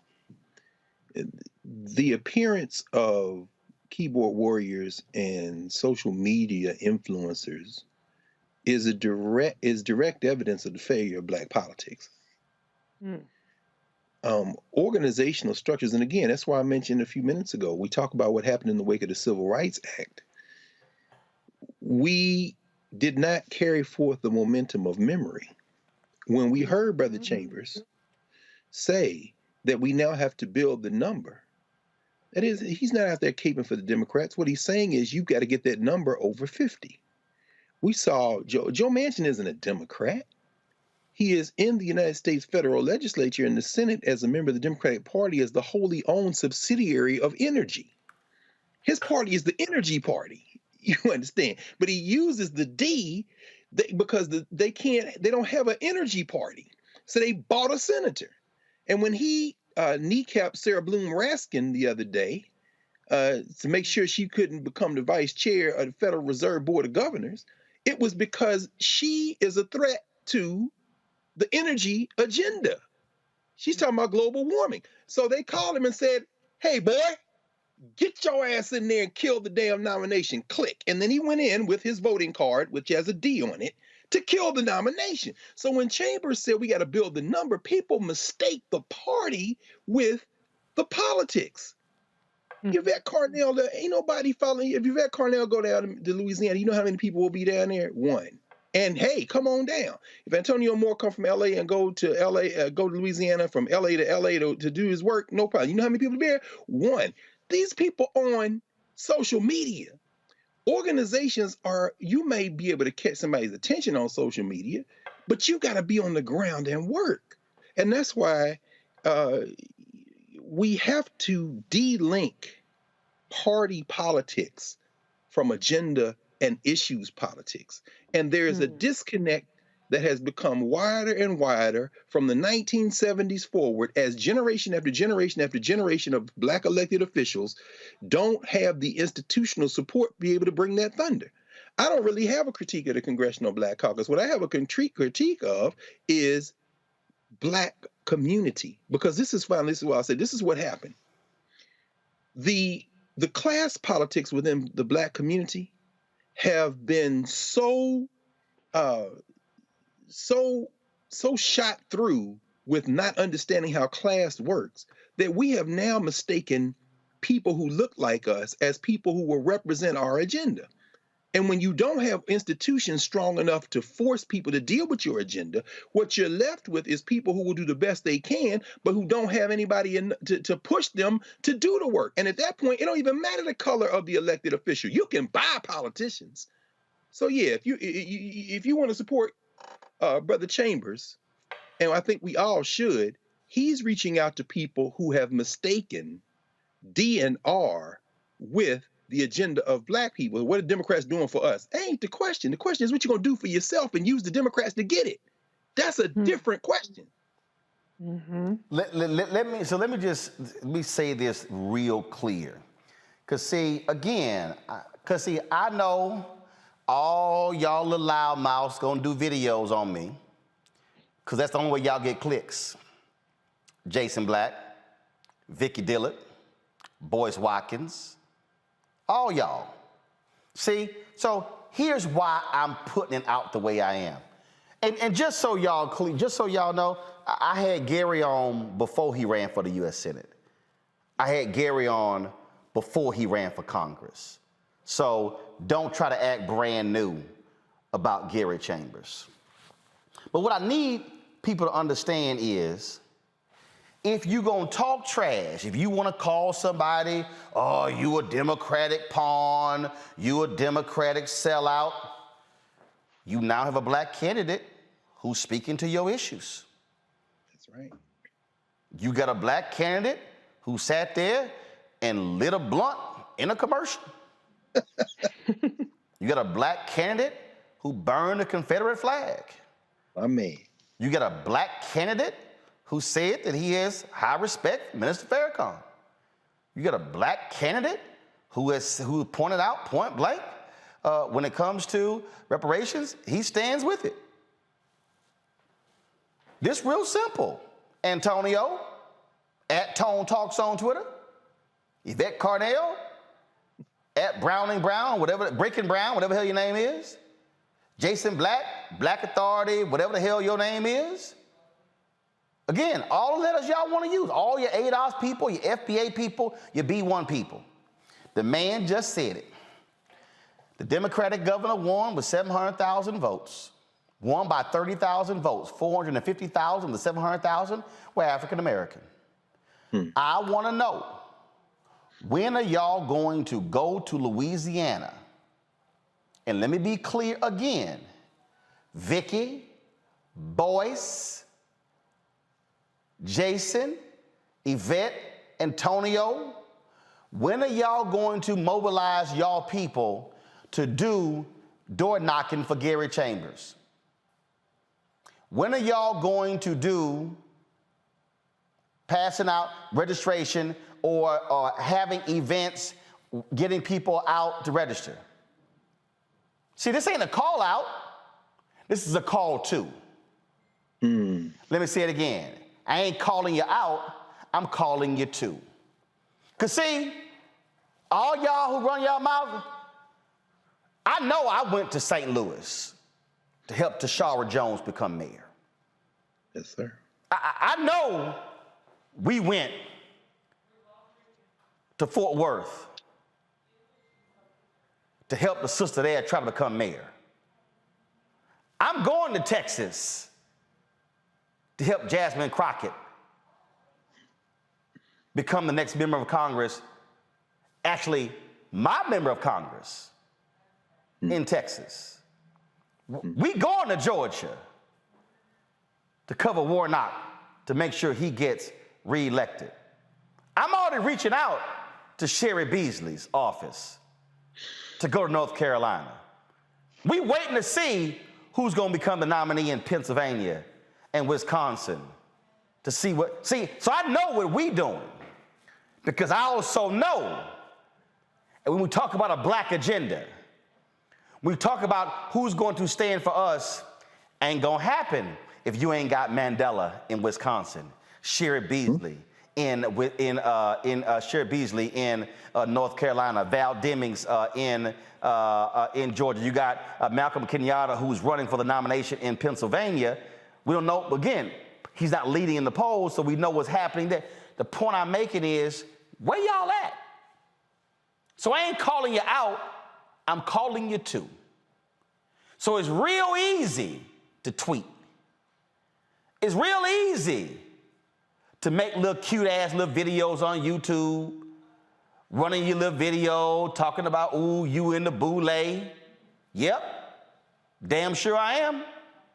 But the one thing I know, the boule is mobilized and organized to turn out and spend money. Oh, you can say what you want to say. Oh, yeah, you see it right here. Yeah, I'm an alpha. Damn sippy. Damn skippy. Got the tracksuit on as well. But here's what I know. Alphas all across the country got voter turnout programs. That's right. Oh, I know. You can talk trash. Oh, you Prince Hall Mason. Yep. I know they also turning folk out. That's right. So here's my question. To all y'all talk all that shit about the boule and the black frats and all y'all call the black elite, what y'all punk asses doing? What y'all doing?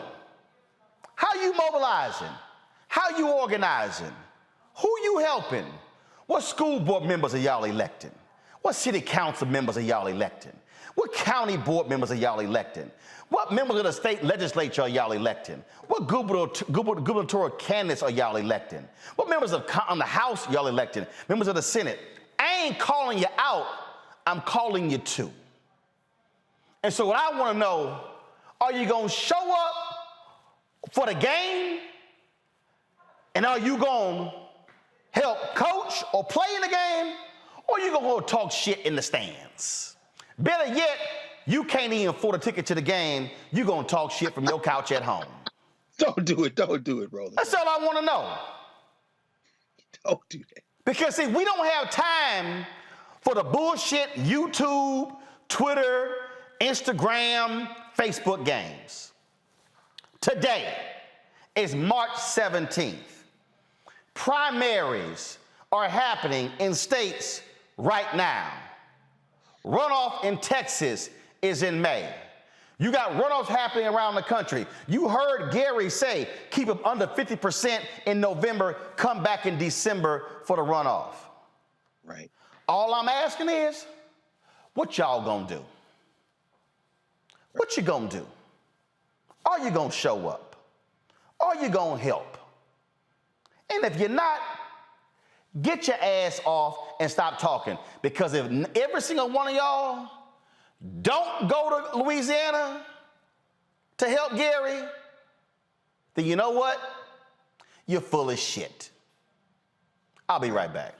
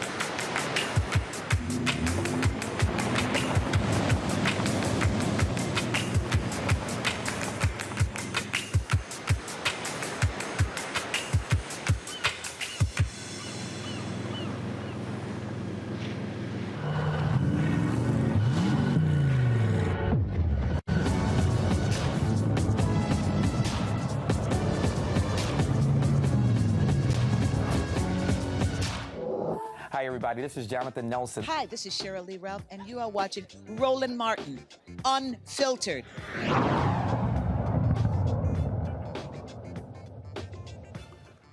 Supreme Court nominee Judge Ketanji Brown Jackson, she is making her rounds with members of Congress ahead of Monday's confirmation hearing. Wednesday, she met with Georgia Senator Raphael Warnock, who reminded everyone about the importance of her nomination. I'm happy to welcome Judge Ketanji Brown Jackson. You know, this is a historic nomination. And the people of Georgia certainly want someone who is fair and qualified and who will support their constitutional rights and freedoms.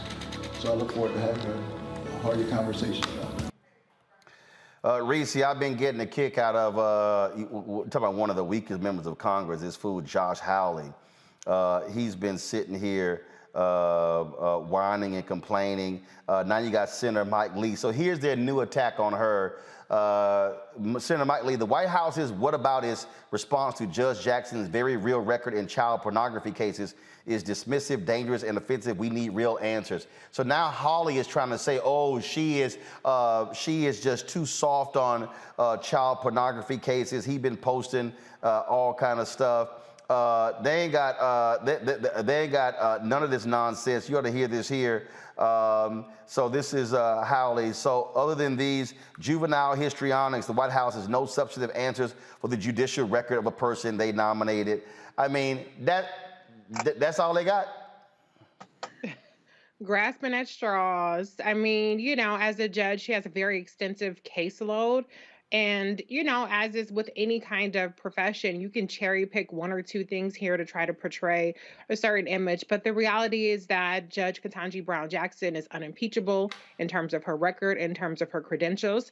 And you know what? They're really out of step with even the Republican Party at this point, which by and large has been quite supportive of KBJ's and nomination. There really isn't a lot to gain from the average Republican in the Senate to oppose her because she's going to sail through without an issue. And so I think this is more so for Hawley, an audition for 2024, trying to get on that ticket. But guess what, boo? Trump ain't trying to go nowhere. And DeSantis definitely is the biggest flaming white nationalist outside of Trump. So you need to just go on ahead and hang it up. You're not going to be president. Larry, this is what he's saying. Oh, she has a long record of letting child porn offenders off the hook. Howley, go sit your little silly ass down. Yeah, so what we have here, Roland, is throwing something against the wall and seeing if it sticks. We've talked about this for the last couple of weeks, and Judge, Brown Jackson is highly qualified. You're grasping at straws. There's nothing, she has an impeccable background in terms of serving in the U.S. Sentencing Commission, D.C. Circuit Court. So, like I said, her background is impeccable. So they're just grasping and trying to find something. I think the other thing to keep in mind, Roland, is, talk about Hawley and talk about people members who are on the Judiciary Committee in terms of how they use, in terms of what happens next week. Some will use this as a platform, perhaps to catapult their presidential aspirations, so to speak. So, for people like that who we know have, aspirations beyond the Senate, certainly want to keep an eye on them and see some of the things that happen, maybe some of the antics in particular that take place next week. But the judges, like I said, her credentials are impeccable, and we really should be just talking about, when she gets confirmed. And then, seeing her with Senator Warnock, I'm thinking of two people, years down the line we'll be naming schools after. So that's what I'm really looking forward to. But I think next week, the hearings in the Judiciary Committee will be very interesting. But like I said, throwing something against the wall and just see if it sticks, and it's not sticking. And that's all. And Greg, look, you got folks like Howley. He's so embarrassing. Even his own damn biggest newspaper in the state said he's an embarrassment to Missouri. And the St. Louis Post-Dispatch ain't the most progressive newspaper. No, that's right, Roland. And yet they voted for him in Missouri. This story and the one before it with Brother Chambers are of the same piece. You can't expect Raphael Warnock to burn a Confederate flag in Georgia. He doesn't get elected there, not yet. You can't expect Gary Chambers to do it. Now, both of those people will have a D by their name. Just as in the White Nationalist Party, you have chinless Josh Hawley, young chinless Josh Hawley. Another piece of a man, chinless Tom Cotton in Arkansas. And another piece of a man, Ted Cruz in Texas. These are all pieces of men. Holding their tiny manhood in their hands as they go forth and try to broadcast something they don't have when they are driven apoplectic by Black women. They are in the same party as others who are not as diminished. And yet they cover for each other, because when you put them all together, this is how party politics works. Now, what does that have to do with what we just saw? Chinless Josh Hawley, chinless Ted Cruz, and chinless Tom Cotton are driven apoplectic by the sight of a Ketanji Brown Jackson, and certainly sitting next to a Senator Warnock when they say there was a time when we could have had you all whipped. Well, that time has passed. And simply put, I agree with Reese and I agree with Dr. Walker. I agree with y'all. Let's just get to the vote. We know you're not going to vote for them anyway. We know you're trying to position to be president. We know that you have been attacking women, particularly Black women who have been nominated for the federal bench. Josh Hawley went after Ariana Freeman, who Biden put up for a seat on the Third Circuit Court of Appeals. And chinless Tom Cotton jumped on Nina Morrison, who has been nominated for a district court position, a federal district court position in New York. This is on the front page of the New York Times today. You know what they went after them for? Being public defenders. And guess what? Ketanji Brown Jackson wasn't even really a public defender. She had 10, maybe a dozen cases that she appeared in as a PD, and they were all appeals cases. It wasn't like she was sitting in the courtroom holding the hand of people who were subject before the law. But the white nationalists say that you can't be a defender. You can't be a public defender in the United States. I'm sorry, I'm going to end with this wrong, because you had Gary Chambers on here tonight. Now I'm fired up. These people are our enemies. You're not going to build a bridge to them. There's no aisle to go across. You must destroy them. Tom Cotton is an enemy of humanity. Josh Hawley is an enemy of humanity. Ted Cruz is an enemy of humanity. You must crush them. Crush them. And if you don't think voting is important, then there's really not much more we need to say to you tonight. You just need to go on and play with your 2 or 3 radical friends over here, or your 2 or 3 ADOS friends over here, and get out of the way of people trying to fight for liberation. Because when we win, we help all of humanity. Let's not even argue with these Negroes no more. You must crush the head of those who are your open enemies. They would kill Ketanji Brown Jackson if they had the chance in their diminished manhood. Folks, as simple as that. Last story here, Ohio's May primary elections will likely get postponed as the state Supreme Court strikes down the Republican-favored legislative map for the third time. The state's redistricting commission has until March 28th to develop and approve a new plan. The Ohio Supreme Court ruled the map is unconstitutionally slated in favor of Republicans. Actually, this is going to be the last one because I got to get y'all comment on this. In Idaho, the state Senate has passed a bill allowing family members of rapists to sue medical providers who perform abortions. Y'all, seriously, the bill heads to the state house for consideration. I'm gonna show y'all, listen to this, and I'm gonna get the comment from the panel and we're done. But I saw this, when I told y'all these Republicans are sick and demented. Listen to this, y'all. I understand that someone who has committed a rape would not be able to sue if an abortion were to take place. Would a family member of said rapist be able to sue? Would they have standing? Down from 21. Thank you. If it is the parents, siblings, aunts and uncles, grandparents, then yes. Same question then for incest as well? Down 21. Thank you. Yes. So if I am raped and choose to have an abortion and my rapist has 10 siblings, is there anything to preclude all of them and their spouses from bringing a lawsuit for $20,000 each? Down from 21. I'm not sure their spouses are included in that list, but no. Reese, these fools are literally saying that if a woman gets raped, they're pairing this bill off the Texas bill, that if a woman gets raped, a family member of the rapist can sue her or the abortion provider. These people are sick as hell in the case of rape or even incest. Sick ass, demonic ass motherfuckers. That's what we talking about here. I mean, this is just disgusting. If you can sue me for having an abortion from your rapist, degenerate, sorry ass family member, then you should be up in the jail with his ass doing the time for rape. Matter of fact, we're not even gonna do no jail. We're gonna do some street justice when it comes to that. These people are sick. And this is another instance of the lack of humanity that these white supremacists have. And this doesn't just impact Black people, this impacts women as well. A lot of times women, white women, are stooges and foot soldiers of white supremacy, even though they have second-class citizenship, even within their own racial hierarchy. So this is going to impact them because we're talking about Idaho here, okay? But it just goes to the depraved, sick mind of these people and the control that they want to exert over people's bodies. And what's even more disturbing, if you think about this creates a financial incentive for people to be rapists. That's even more sick.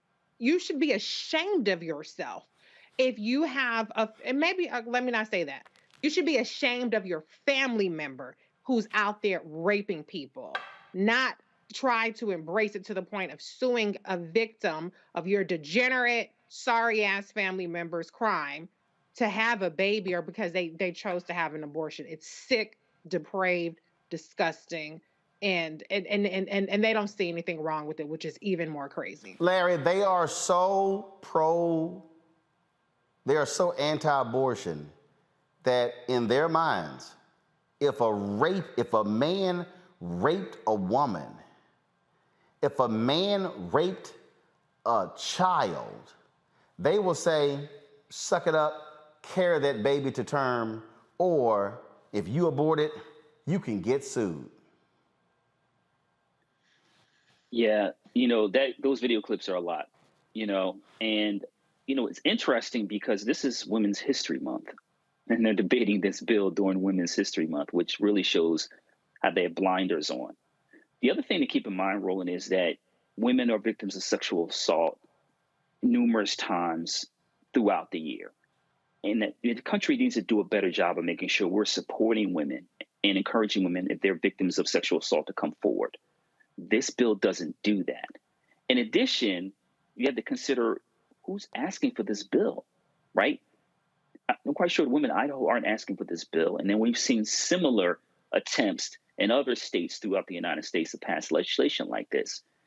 And the country is heading in the wrong direction on issues like this. Once again, there are a lot of women who are victims of sexual assault and don't report it because they're worried about the scrutiny. So this kind of legislation, it doesn't make any sense. It's not certainly doesn't consider the needs of women, and the legislators who are proposing this and looking to pass this should be ashamed of themselves. 53% of white women voted for Donald Trump, Greg. Let's see these white women say something about this here. Well, they won't, for the reason Reese said, Roland. I mean, last night I was in class, and one of my law students, actually, this is a sister who is getting an advanced degree, LLM. She's from Barbados, and she noted that they just had a vote on a constitutional change. If you're from Barbados, that if you are a man born in Barbados, I'm sorry, not Barbados, Bahamas.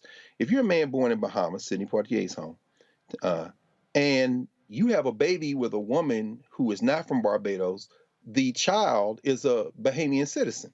If you are a woman in Bahamas and you have a baby with a man who is not a citizen, the baby is not a citizen. They had a vote to change that in the Constitution to make it co-equal so that everybody is citizen. She said almost 70% of the voters voted to leave it the way it is, and Barbados is about 50-50 men and women. She said the deciding factor was that the conservative Christians in Bahamas flooded media, radio, television with, this is out of the biblical order for women to have equality. Now let's come to the United States. Under his eye, the Lord opes. This handmade thing we're seeing going on now, and not just in Idaho. In Tennessee this week, they introduced similar legislation and had the same thing. And Rebecca Alexander, Republican at Jonesboro, was the one talking it, a woman. What we're seeing is beyond race. This is patriarchy tied to religious extremism. I'm not going to call it Christian extremism. It would be as erroneous to call this Christian extremism than it would to call Al-Qaeda Islamic extremism. This is religious fanaticism we're seeing going on right now. And the reason they're shaving margins off with voter suppression around this country, the reason they're withdrawing power from localities to put it at the state level, the reason they're trying is because they know that a minority of people in this country stand for this foolishness. This is the preface to The Handmaid's Tale. They've got a handmaid now on the Supreme Court, and they can count. They are going to overturn Roe versus Wade because in this society, women are not human. This is the point that Reese is making. And you know what? It's a bunch of Negroes who believe that too, because they got a twisted version of Christianity in their mind, and they think somehow women are not human. And the bottom line is, when this country comes apart, and you know what? I'm not going to weep one time. Why? Because society doesn't need for the United States to look the way it looks if this is where it's going to end up. You let them get away with this? Well, you say a rapist can get away with that? You know why? Because a rapist has a penis. And a man is the only human. And at the top of the chain of man is white man. And that's it. There's no other way to read what we're watching right now. Folks, it's absolutely outrageous. That is it for us. I appreciate it. Reese, Greg, Larry, thanks for staying over with us. Did not mean to go this long, but we had a couple of things to get off our chest. So I appreciate it. Thanks a bunch. Folks, don't forget, if y'all want to support in what we do, please download the Black Star Network app. We're trying to get to 50,000 downloads. Apple phone, Android phone, Apple TV, Android TV, Roku, Amazon Fire, Xbox, Samsung Smart TV. If you're on YouTube, y'all should be hitting that like button. It's 2,000 of y'all watching right now. Why are there 323 likes? It should be 2,000 likes on this video right now. So before y'all jump off, just hit the damn like button. It ain't that hard. It's a simple button. Just hit it. That's all. That's all you gotta do. Hit the like button.